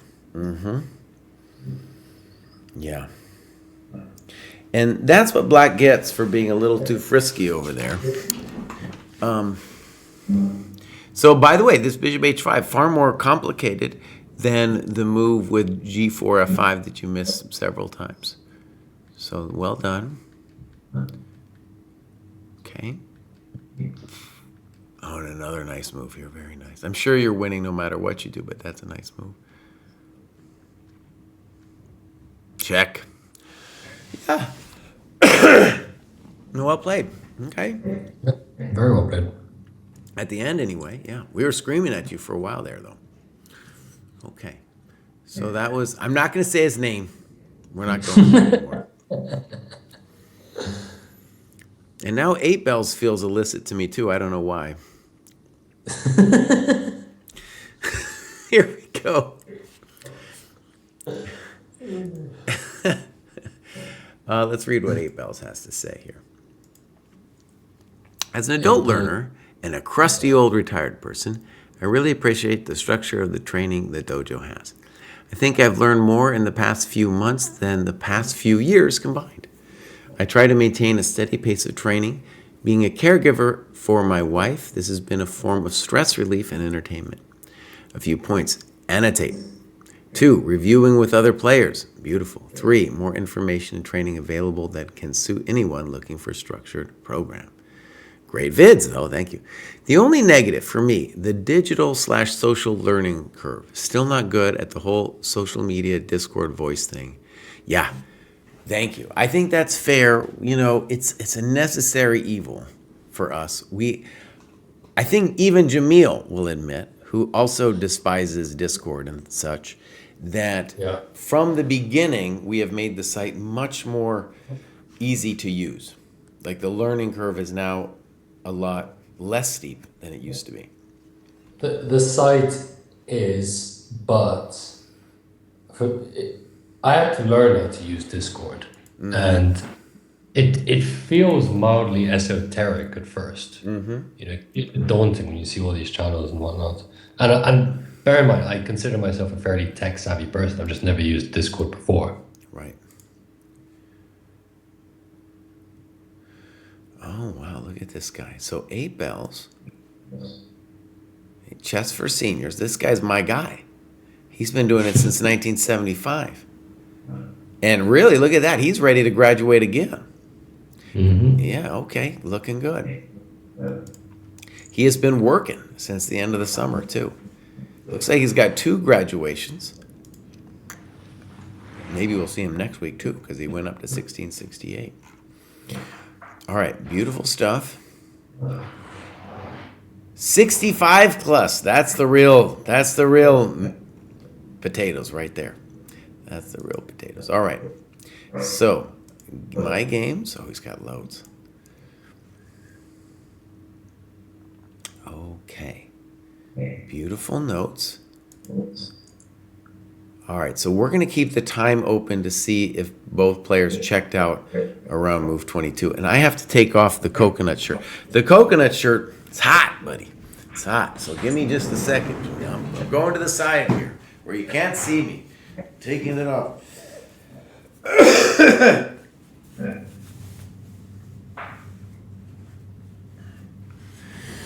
Well, Jimmy, I've been sick, bud, and it's cold. We're going to get a snowstorm here, bud. I don't know.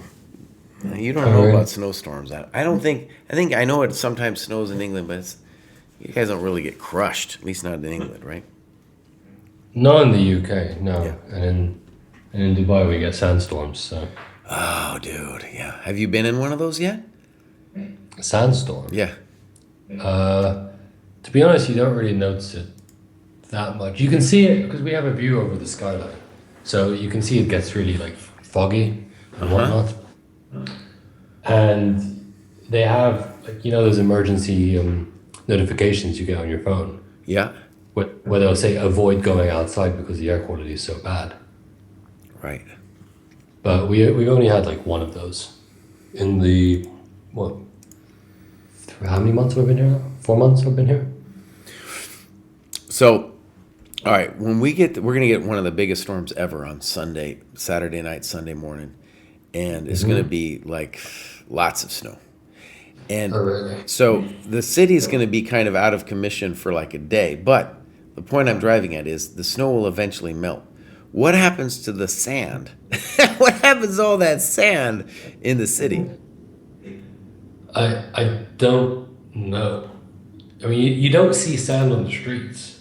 So I guess it just blows away. No, you got to have somebody cleaning it up. It doesn't just simply blow away.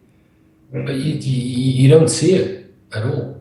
Like in downtown, I don't think I've seen a single grain of sand on the actual tarmac.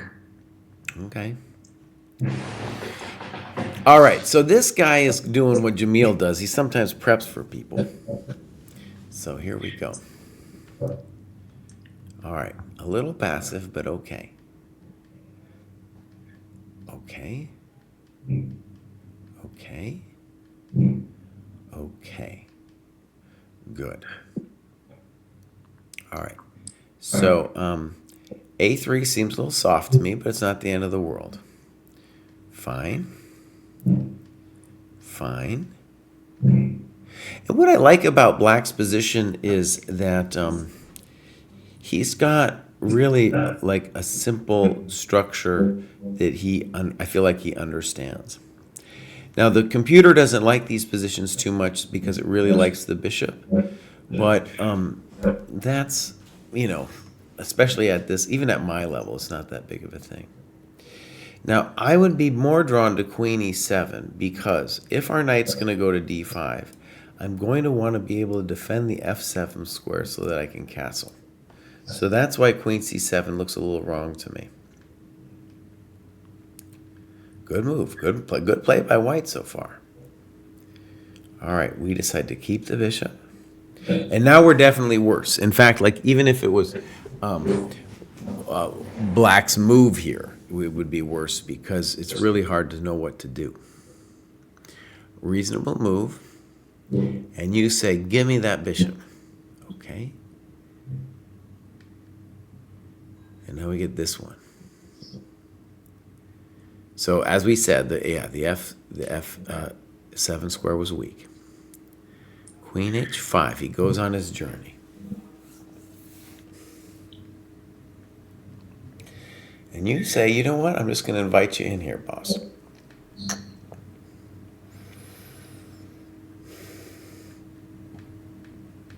All right. So from my perspective, if you can't trap the queen, then this was a bad decision.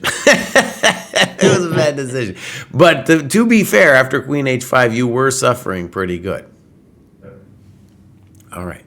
So Duke plays knight d2, and I want to just say I have no idea what that move is about. I have no idea. Come in, mess with him a little bit. And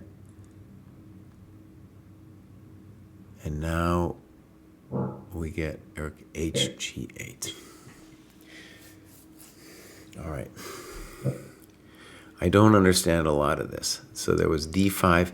Also this thing where we're setting him up for bishop d3. So king b1. And now, what does this little note say here? Include diagram in position in PDF.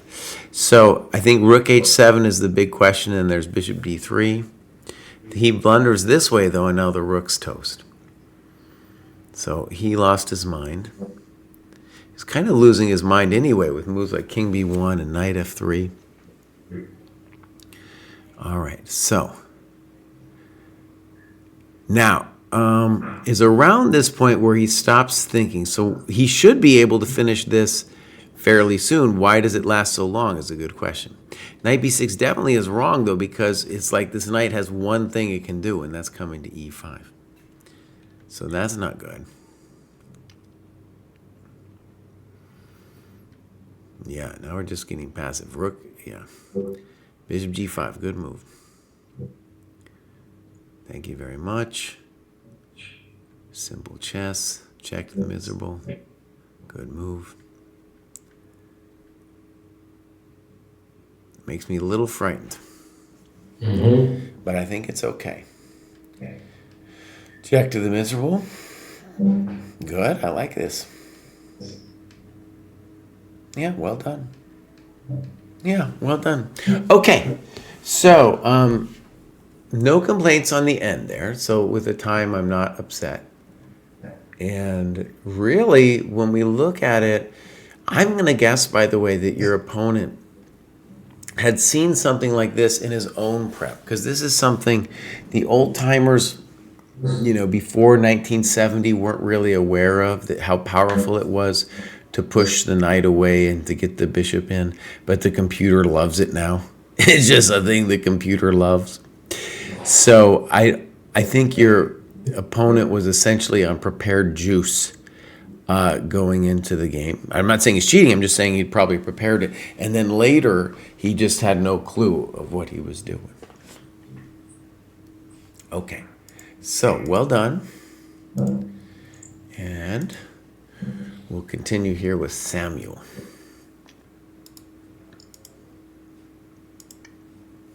Samuel looks like they just joined, graduated already twice, 1582, great.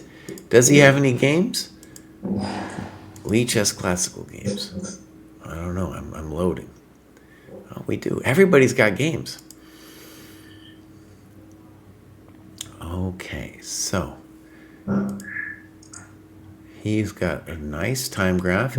At this level, we do want you to be playing longer than 30-30, but we're going to look. It's because you're new to the dojo. So here we go.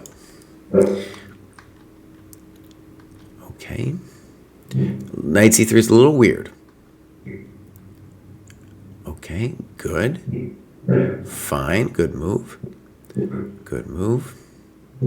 Fine. He does it. All right, both pawn and queen look good to me. I guess I like queen better, but this is fine. I don't like that move. You knew that, though. I don't like that move, but you knew that. Okay. What are we doing? What are we doing? What are we doing, Jamil? Oh, why do we got to make it so hard? All right, he plays c takes d5. For my money, I don't know exactly what's going on, but stick that knight in there. I don't know what white's doing. Now, if he gives you 100,000 tempi, maybe you're going to do something to him over here. h5 also came to mind. Jeez, this guy's no fear. Look at this, Jamil. I don't understand that move. Now his knight's terrible. And now we go for it. Rook f4, okay. Knight e4, okay. Look at this guy. He brought it together. And this is what's going to happen if your opponent does something terrible like he did with his knight. Dang, take it easy, bro. Oh, baby! Bang! All right, let's go back and talk about this a little bit. Yeah, some moves were a bit sus there, I think, as well. Well, let's just say you've got a fine position here, okay? And from here, you end up doing a lot of, let's call them raunchy things. And they end up working out for you, but it's because your opponent doesn't appreciate their own pieces. Like, their knight is actually better here than it ends up being on a3. And that's like 1,000 tempi later, right? So in general, you should mistrust this g5 thing because it's going to be hard for you to actually mobilize your pieces there. In the end, you do it well, and I think it is a very cool achievement what you were able to do and then the follow through. And maybe something to just see too in terms of how you won this game was it was because your opponent played planlessly and then with the poor piece on a3. Note, it wasn't because they were just hanging stuff. It came about through positional play, right? Okay, well done. That was fun. That was a fun game to look at. It's a nice mate too. Now we got LG double-double. See, we might finish today, bud. All right, LG double-double says, I gained almost 260 USCF in 2 tournaments back-to-back, but just fell short of breaking 1,600. Life got in the way in the new year, so I've been mostly playing online leagues again, and League Chess is driving my graduation. Biggest driver of my improvement right now is 1001 chess exercises for club players. It's in the dojo. Being forced to actually find all the defensive resources for my opponents is eye-opening. It would be great if there were more explainer vids on the higher endgame algorithms. In particular, minors promoting pawns ones were very hard to figure out alone. Okay. So, well, we definitely have it as a long-term project to have vids for all of the algos. We're almost there. We have for almost all of them. But I think it's good. Thank you for the critique there. We're looking for Vivi. All right, so in Seattle, rock climbers and chess players. Do you think that's true, Jamil? You think there's a lot of rock climbers and chess players? I mean, it's an intersect. That's probably no.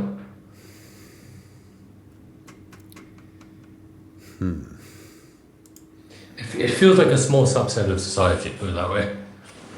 There's a lot of rock climbers where I am. You know, I've tried to get my kids into rock climbing a little bit, unsuccessfully, but I hung out at that gym a little bit with them, and it's popular. There's like a lot of people there. Okay, here we go. Clubs. Oh, he's got all kinds. He's in the Nose Crew, Chess Steps, Seattle Meetup. There we go. That's what I want to see. Seattle used to be, maybe still is, a little bit of a chess hub. We played the U.S. Championship there 2001 and 2002. All right, here we go. Some games. We're looking for Viviop. There he is. Ah, and here it is, the standard online chump. Not able to think at all. Just at all. Okay, I'm so happy, though, that you did, and that should be our competitive advantage. So even if this person turns out to be a genius, we should still have the edge on them because they are not able to think. All right, a little weird. Maybe a stonewall setup. Fine. Good move. That's pretty soft. All right, good. Yeah, and I want you to play c5 or just move your bishop out. So knight b6 made no sense. Now a5 is weird. Knight c8. Okay, that's now you're showing me something. Very nice, actually. We're going to give you a lot of credit for this. So even though knight b6 wasn't great, it is really, in fact, cool what you are doing here. Very nice. e4, good move. Knight d6, excellent. Oh, he's playing some good positional chess. And now c4 seems to me unbelievable. Okay, c6 is maybe, but why? Why do we need to play c6? Probably just knight e4 followed by e4. F6, I mean.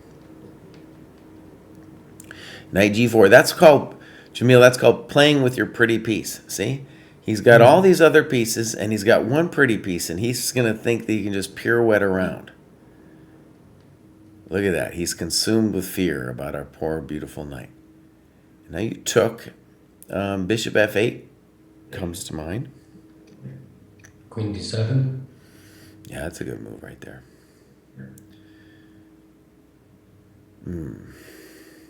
Now maybe knight f5 so you can put the bishop on d6. Good. We win the file. Very nice. Oh, this isn't chess. Very nice. Look at that. We're just hurting him here. Rook e6. Oh, no. Oh, no, bows. What do you want? Queen e6, the move I wanted to play, but I didn't fight hard enough to make it work. But wait a second. What?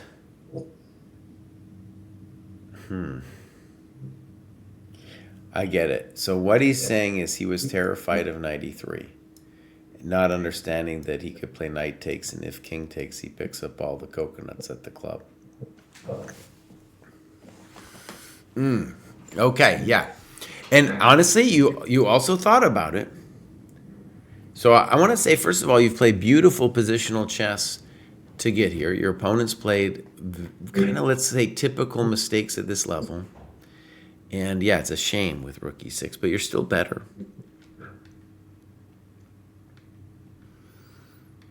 This is just kind of helping him trade off. But you're still better. You played knight c4, either queen g3, h3 like you said, or g6. g6 is a nice move just to give your bishop some squares, give your king some luft. And take away squares from the knight. Now you say black is better here. I don't know. I don't know. It's not clear to me that one side's better than the other here.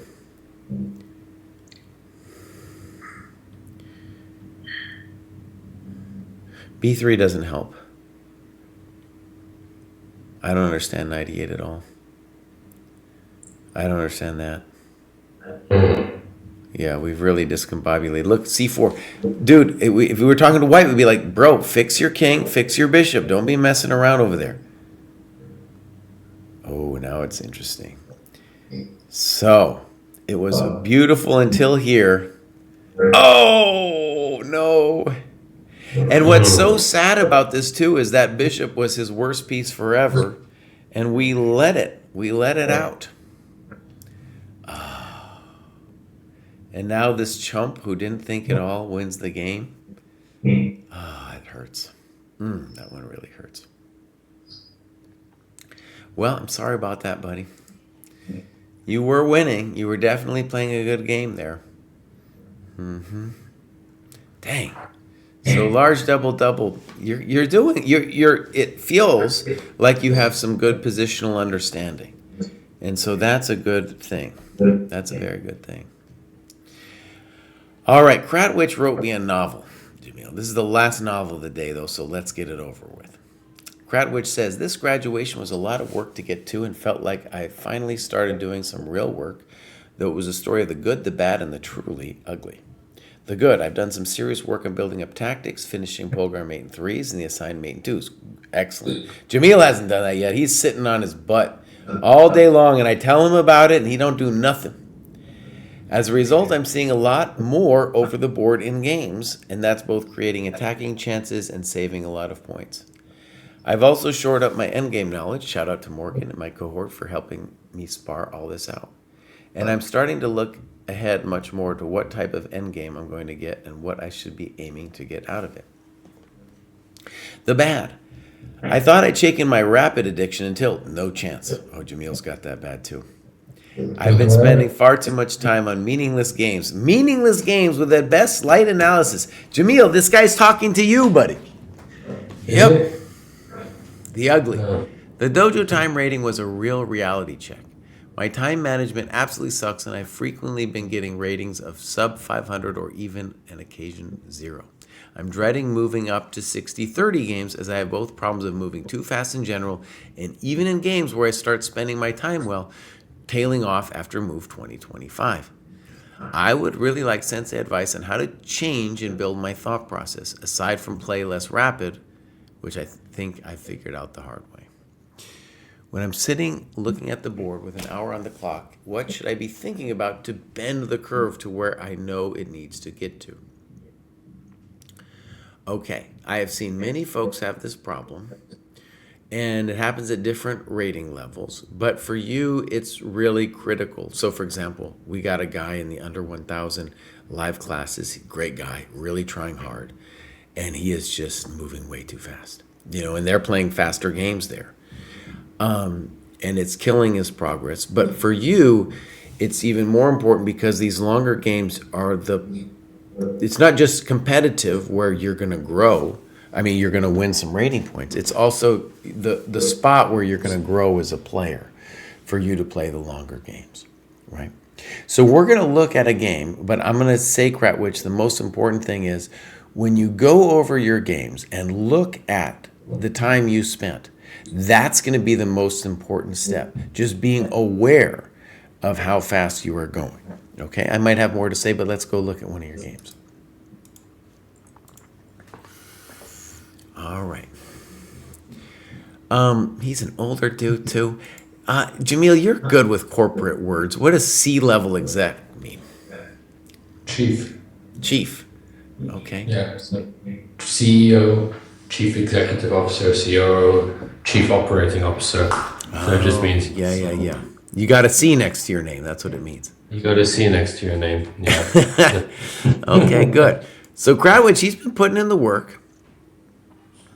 I don't always think that there's connections between chess and the outside world, but I do feel pretty strongly that one of the things chess can teach us is to humble ourselves into making less impulsive decisions. And that's got to help at the C-level exec level. That's just too intuitively strong for me that there couldn't be a connection there. All right, let's look at his clubs. Oh, he's in Wales too, man. Look at that. All right. So here we go. Games. Here's Kratwich over here against Espinosa. First off, time graph. Oh yeah, he's got the he's got those jelly beans over there, huh? Popping all around. Let's go look at another one just to see if we see a pattern here. He's got what? Jelly He's beans? got those jelly beans. Yeah, I just made that up. But when you got this popping around in your head. Where's the connection? There's the jelly beans again there, bud. Look at that. Let's just see how many jelly beans we got. Oh, yeah, there's some jelly beans. Look at that, dude. He's not thinking at all, bro. He diagnosed his own problem. Look at that. This is insane. Oh! Kratwich, bro. Oh, man, he's got some real jelly beans, man. I don't know. Okay. So we're going to go back. We're going to look at the first one on the list, and it's clear that Kratwich has identified the problem. So the guy in the under 1,000 cohort, really nice guy named Bill Fisher, and his goes by G-Hit Chess. You could maybe commiserate with him. He's got a very similar issue. He has made more progress than you, however, because, yeah, you're dying. And you even talk about how you're pleased with your time management here, but it don't look great here. It don't look great, Kratwich. But it's true that if you make a step from the other games that I saw to this, then yes, that's improvement. Yeah. Okay.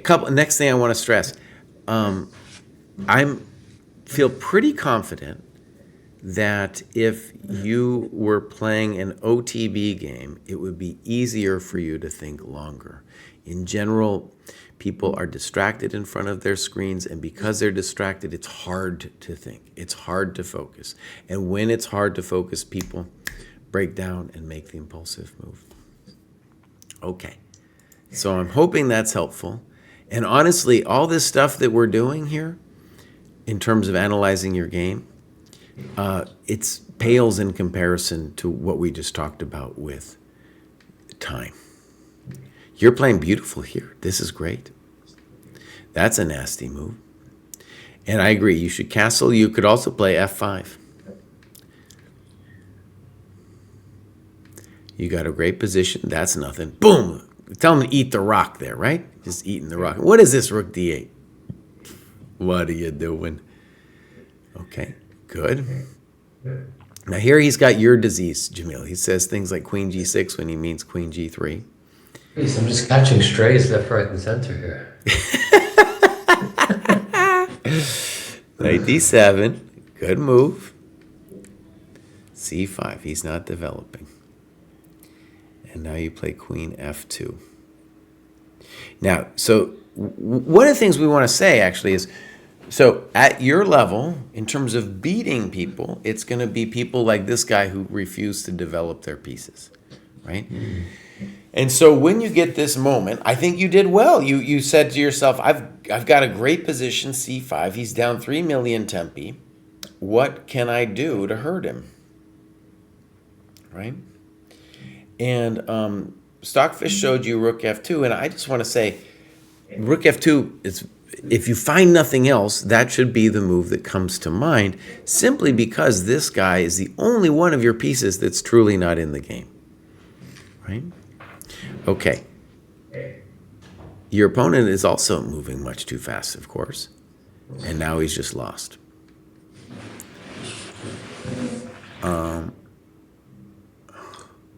Wait a second. I thought knight g5 was going to crush everyone's soul. Knight d5. Can't take the knight. Knight d5. Okay, timeout. So he does a little bit of engine analysis here, but that would be our main question. Mm-hmm. The engine presumably has... Hold up, you got knight e6.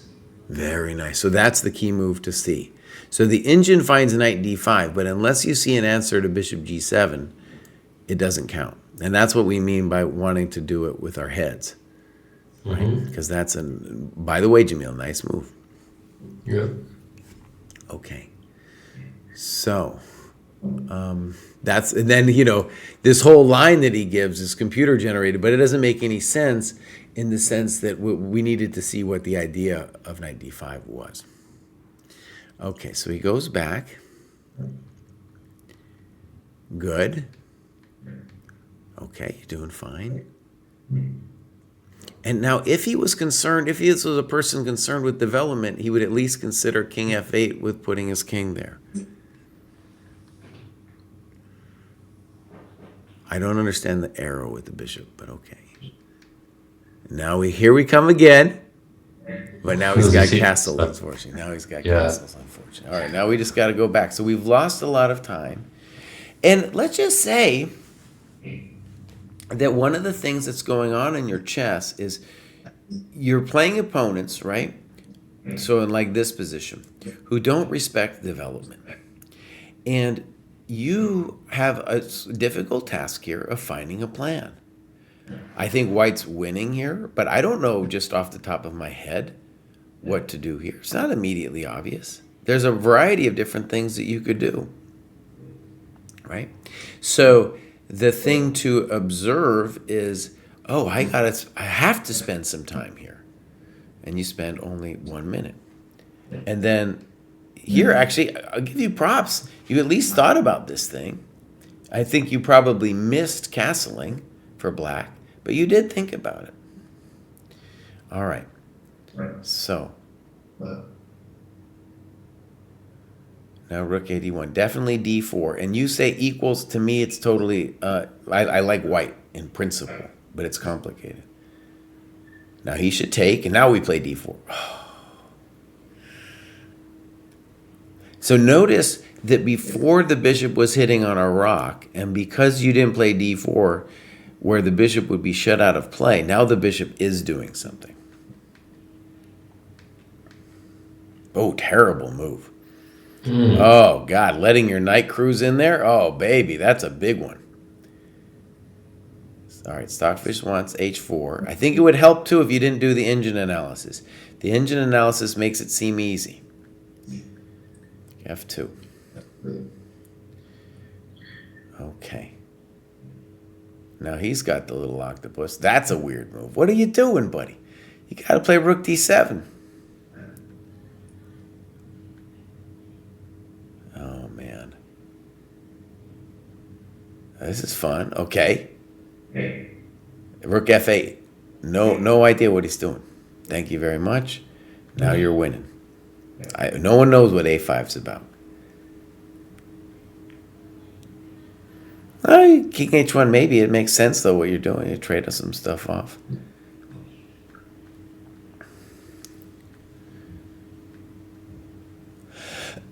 You're doing fine. This part you didn't play poorly. hg4 makes a lot of sense, too. Yeah. Oh, yeah, you missed queen a7. Okay. It's not surprising that both players are going to miss loads of things because both players are moving way too fast.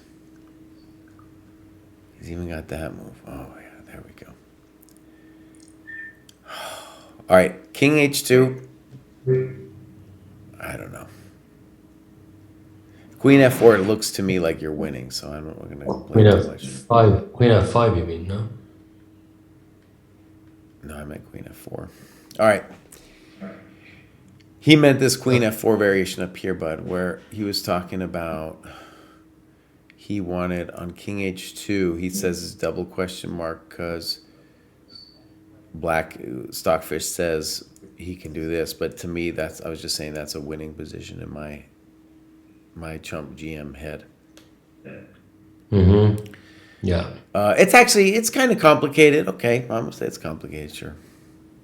All right, but whew, what a game. What a game.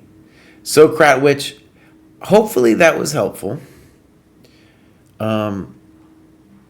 Yeah, I really think it's possible. And I think you should approach it as a thing that's not just about chess, but it's about other things in life, right? There's like the ability to think it's a golden thing. And you're pressing the Stockfish too fast in your analysis. So if you looked at it more with your own mind, I think that would force you to be in a situation like you are in the game where you're like, I don't know what to do. I got to think about this, right? Okay, well done. You could also join the live classes. I'll just give my spiel for the live classes. These things are amazing. And we got the game and profile review. And that could be a thing for you. Anybody, really. But, we have other people who are at your level who have the same issue. We're going to look at their games deeply. So in these graduation shows, obviously I can't go that deep. We can't have a real discussion. Can't have people around you talking about what happened. Just a superficial analysis, right? But anyways, that's what that is about. Okay, now we got Vertos. He reached 2,000 on ChessCom. Lifelong goal. Congratulations. He started playing late 5 years ago. Great, okay. So he wants to go to 2,200. We're going to talk about this goal for a second, Vertos. All right, I think this might be my last game, Jesse. Okay. It's 11 p.m. All right. He's been here for a while, started training seriously in late December. Still gaps in his understanding. Okay. And he's gone up to, well, it said he was up to 2,000, but here it says 1,900. Maybe he hit it and fell back down? I don't know. Clubs. All right, with chess content creators. I actually did a video called The 2100 Trap. Jamil can watch that. That came out yesterday. Terrible thumbnail created by the Chess Dojo boys. But it's a good video, I thought. And So Vertos, when you're playing at this, it's really hard to progress past 2000 on chess.com. Jamil is a poster boy for this condition where he's playing people who are either cheaters or they're playing too fast. It's hard for him to concentrate. There's all of these problems when you've made it this far and you want to go further, and it just turns into a real stumbling block at this level. So please check out my video, and we're going to look at one of your games. I stopped playing. You remember I used to play at least a game a week. Right. And now I think I'm playing a game every 3 months or something. And Vertos, here we can see it on this time graph, right? But it's also immensely discouraging because, you know, it's probably like, what, 30 or 40% of the players I'm up against are cheaters. I did a back of the envelope calculation, and at 2100, here's an interesting thing, Jamil. My calculation was, because Jack told me he's playing a lot of 10 minutes, which he shouldn't be doing. He's playing 10-minute games, and he was like, no, I'm not getting as many cheaters. So I looked into it, and I calculated something like 6% cheaters at 10 minute at 2100, but then at your level is more like 16%. And so the interesting thing is about that is like, oh, by the way, when I say 16%, I just mean 16% of when I go back like a year on somebody's account, how many closed accounts do I see? So there might be more, there's definitely more than that, but of like how many closed accounts, that's my metric. Do you remember when I hit 2100, I think it was in your video, it was like 1 in 5 of the last 20 games I played, the accounts have been banned or something. It was really bad. It was really bad. But I did go back and I looked and tried to do a little bit more, I didn't go super deep, but I came up with 16%. Well, I suppose naturally you'll see more cheaters with the slightly longer time controls because you don't have as much time to cheat in 10 minutes. Well, right, or I think, better said, you are more tempted to cheat. You're playing 30 minutes. Yeah, I suppose. Okay, let's get into Vertos here. And Vertos, I'm going to say maybe some things here, but the most important thing is you're moving too fast. And you're basically playing a blitz game here. So, good play, by the way, so far. And he likes f4 here.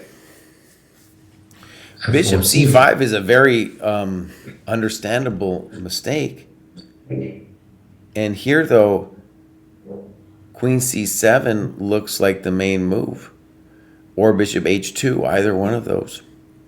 So that looks like a blunder, played very quickly. And now you said rook ac1. AC1? I don't get it, honestly, Jamil. Why not play h3 here? Or g3, for that matter. Yeah. Why can't he take the pawn? Why can't he take the... Because he's moving too fast. That's why. Is he not? So now we got a winning endgame.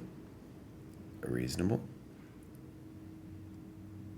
Well, by the way, this is very hot, actually. So queen c5 is going to mobilize the black rook. So we're not sure if we want to do it. And it depends on the counterplay that black could have gotten here. Actually does with rook c4. So actually this did not work out for us as white. So queen c5 in hindsight was the mistake. So that's what we needed to look at. Was it hard? Yeah. It wasn't something to just immediately understand.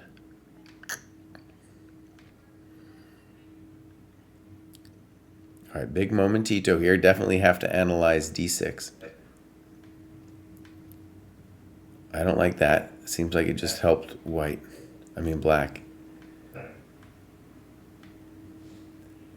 All right, big moment. And your opponent plays b3 after not thinking too long. So let me just stress, I've played a lot of these endgames in my life. And the only thing I know for sure is this is not a simple position. This is not a simple position. Well, he also made it hard on himself. Yeah, I mean, he's just playing both black and white. They're just playing as if it's totally simple. But actually, they're just not even thinking.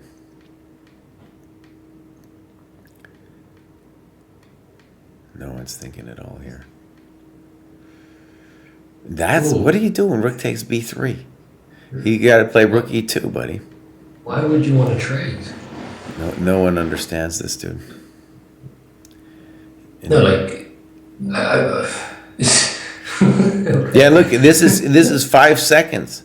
This is so you could debate FG followed by H3, or you could debate King D4. Yeah. And this guy takes. I mean, if he is now lost, we need a line as to why he's not lost in the after, let's say, King F5 or whatever it is that I don't know if it's a computer that said he was lost. I don't know, but we need an analysis. Okay, Vertos, bro, it's obvious what you need. You need to slow it down. But look, you got 52 minutes left in one of the most complicated games I've ever seen. All right. So, do you want to stay for one more? Jamil, you out of here. Fine, last one. All right, this is Kayash. He's coming up to your level, Jamil. This took a lot longer than I would have thought it would. In an effort to push for this graduation last year, I went overboard with chess training, and my chess ability went straight downhill. With a more relaxed training schedule, making sure I only play games when I am mentally prepared for them, he's making the grade came easy. All right. So there's a such thing as overdoing it too, I think. He's testing the effect of physical fitness on his chess. So we're going to see if he's in cardio club or strength club. Oh, he's got to get in one of those clubs, Kayash. Come on now.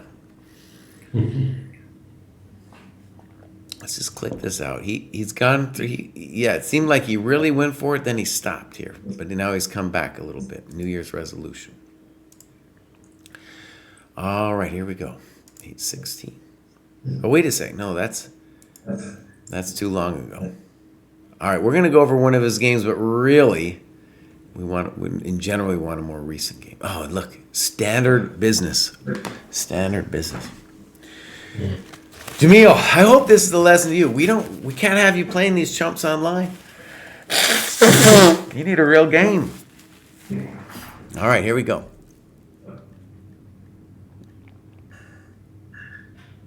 I don't understand any. I understand nothing. Weird. I don't know. I can't. I don't understand anything. It was too much for me. I just see a lot of hanging pieces. Okay, white wins.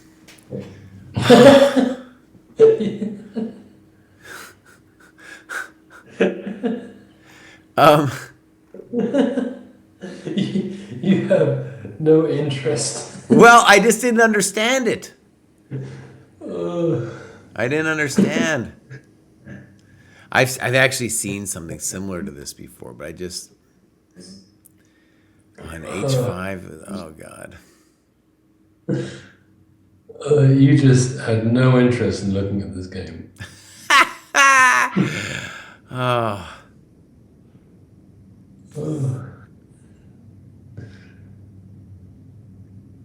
I mean, there's a lot to say here. Knight G3, the whole thing. All right. The thing that breaks my heart, though, is that you're playing a real game and your opponent isn't thinking at all. Right?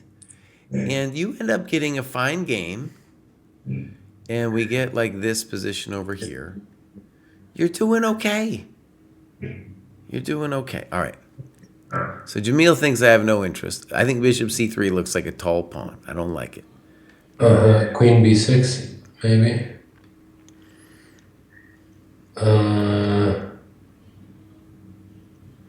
Okay.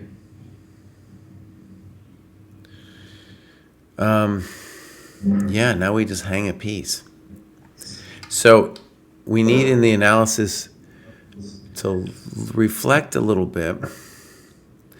And what we really want to say is your knight isn't doing well. Your rook isn't doing well. So here's a chance to think about different plans. I think knight here to b8 to c6 looks good, right? Putting some pressure on both of these points.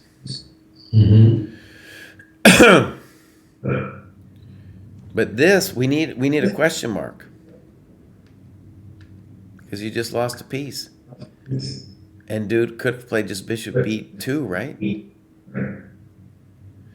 Yeah. All right, so that was the famous Kayash. He's doing great. I mean, he's up there. He's also in what I would call the 2100 trap of the ChessCom trap. Also, Kayash, you're actually not in the right cohort. This is 1661. Okay, so, two more, bud. Two more. Here we go. We got the famous Will Add. This is hard on me, Jamil. I'm an old man. I got to do this, this whole grad show. 1778. Clubs. He's an old guy like me. That's cool. Yeah, but no games. But also, it seems like he joined in April last year, but hasn't logged much. In any case, congratulations. Congratulations that you got there. That's cool. All right. Watch my video, the 2100 trap, but now, Jamil, actually stay for this guy. This guy's amazing. I believe he's from the Philippines. Yeah. I like chess. I like endgame study now. Helps me a lot on to play in the middle game. I started playing for space rather than pieces. I believe my chess is evolving. Calling Philippine dojoers. Come join our online club, Chess Dojo Philippines, and meet once a week for classical chess. Oh, that's beautiful. AC Secret has really developed here over the years. Actually, he hasn't been here that long. I thought he'd been here for longer, but he's just been flying up. I've been aware of him. So yeah, he's around Jamil's rating, a little lower maybe, but in the same cohort. Is he? Yeah, 1900. The next graduation would be 2165, and you're not there yet. Is it 2165? Is for to graduate to 2000? Yeah. Oh, I thought it was 2150. So 30 point. That can be my New Year resolution.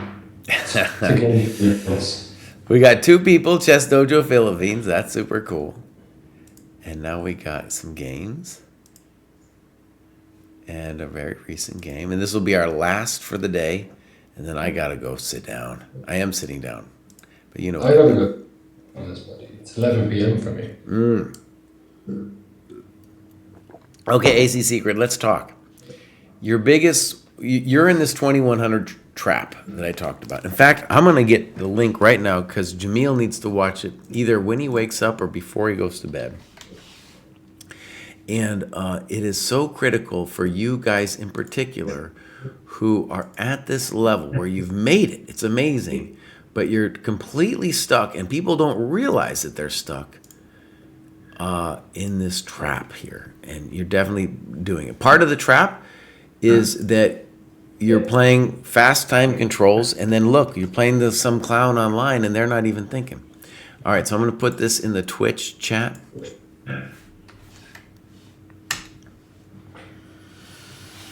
Okay, there it is, Jamil.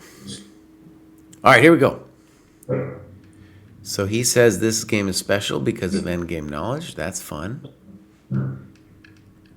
Black is fine, of course, here. Fine. Okay. Okay. And he really likes 95. I don't know. I don't know. We'll take that knight. Thank you very much. And now black opens the position a little bit with c5. He has other moves, but that one's fine to me. I'm not convinced about knight e5. No, I'm not either. But I think, honestly, I'm not going to judge him too hard because black's position here, Jamil, is actually pretty good. The unopposed bishop on g6 is so strong that it's hard for white to do anything. If I was white, maybe I'd play queen e2, rook e1, maybe knight e4. Bring the knight back.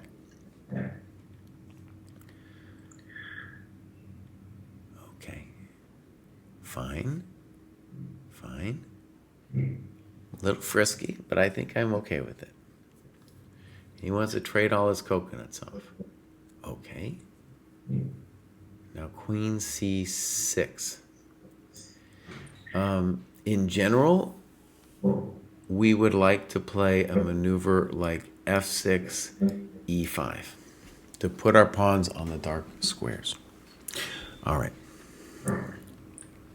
Why? Because our beautiful bishop is g6. I don't think I understand bishop d4. Queen a4. Okay. f6. Fun. We kind of forced you to do the right move with f6. And now he trades. That wasn't good. But that was you. It's not you. It's not him trading. That's you trading. All right, here we go. a6. This guy black or white? He's playing white. And he says it isn't looking good. It's true.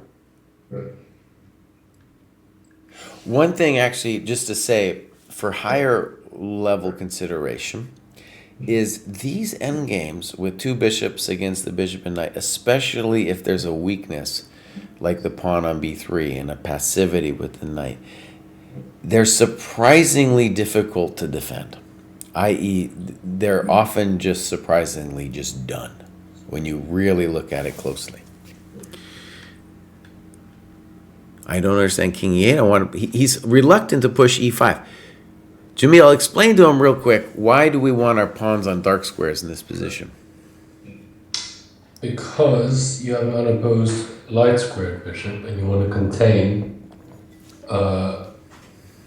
white's dark squared bishop. Okay. Or another way of saying is we own the light squares, so our pawns should do the fighting that we need to do on the dark squares. Which is pretty much what I just said. Kinda. All right, so you want to trade. I think this is okay. I don't think black should trade. All right. Now, we should definitely analyze bishop c5. You take, good. c4, good. Good. Now we need to do something fancy with your knight. Good. Good. And now you do more fancy stuff. h4. And now e4. So e4, we should say, is in general a mistake because it's putting the pawn on the same color as the bishop. So now black will have trouble, black will have trouble fighting for the dark squares. Okay? And this one is particularly bad because he's giving white this d4 square for his king. Mm-hmm. Now, I'd much rather see knight g2 here. Just makes way more sense. You get both of these squares.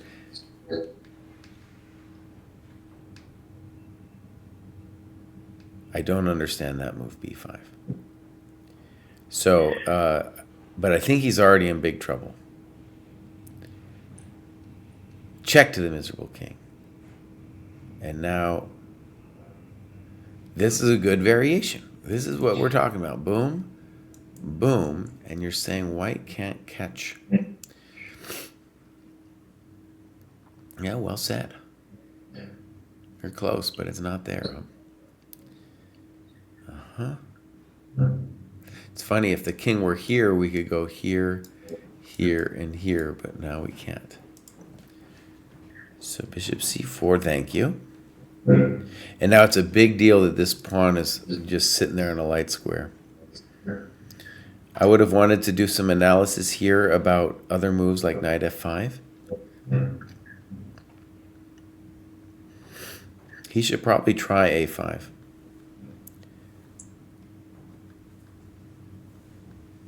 Okay, this is fun. Check. Good.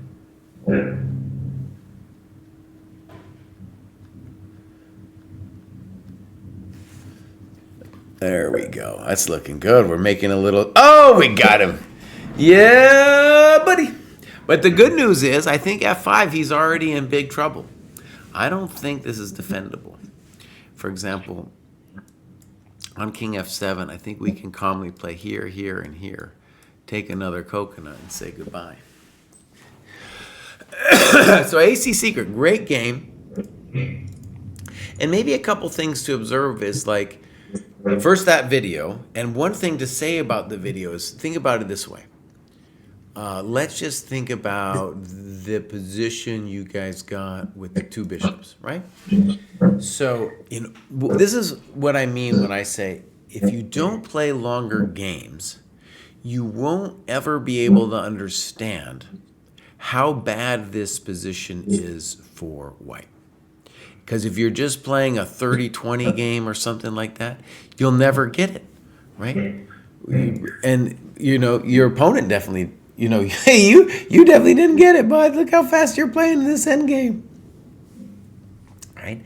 So it's important for everybody to start playing longer games, but especially when you get to this 2100, you will not make it further if you don't, do some bigger thinking. Even if your soul says, look, I just want to play 10-minute chess. If you want to improve at playing 10-minute chess, you play a longer game so you understand, this is really a thing where I understand why black has such a massive position. Okay, my friends, we did it. We did 3 hours. Oh, yeah. I'm going to sleep. All right, good night, my friend. All right, see you tomorrow. All right. So we're going to raid somebody. I got to go take a nap.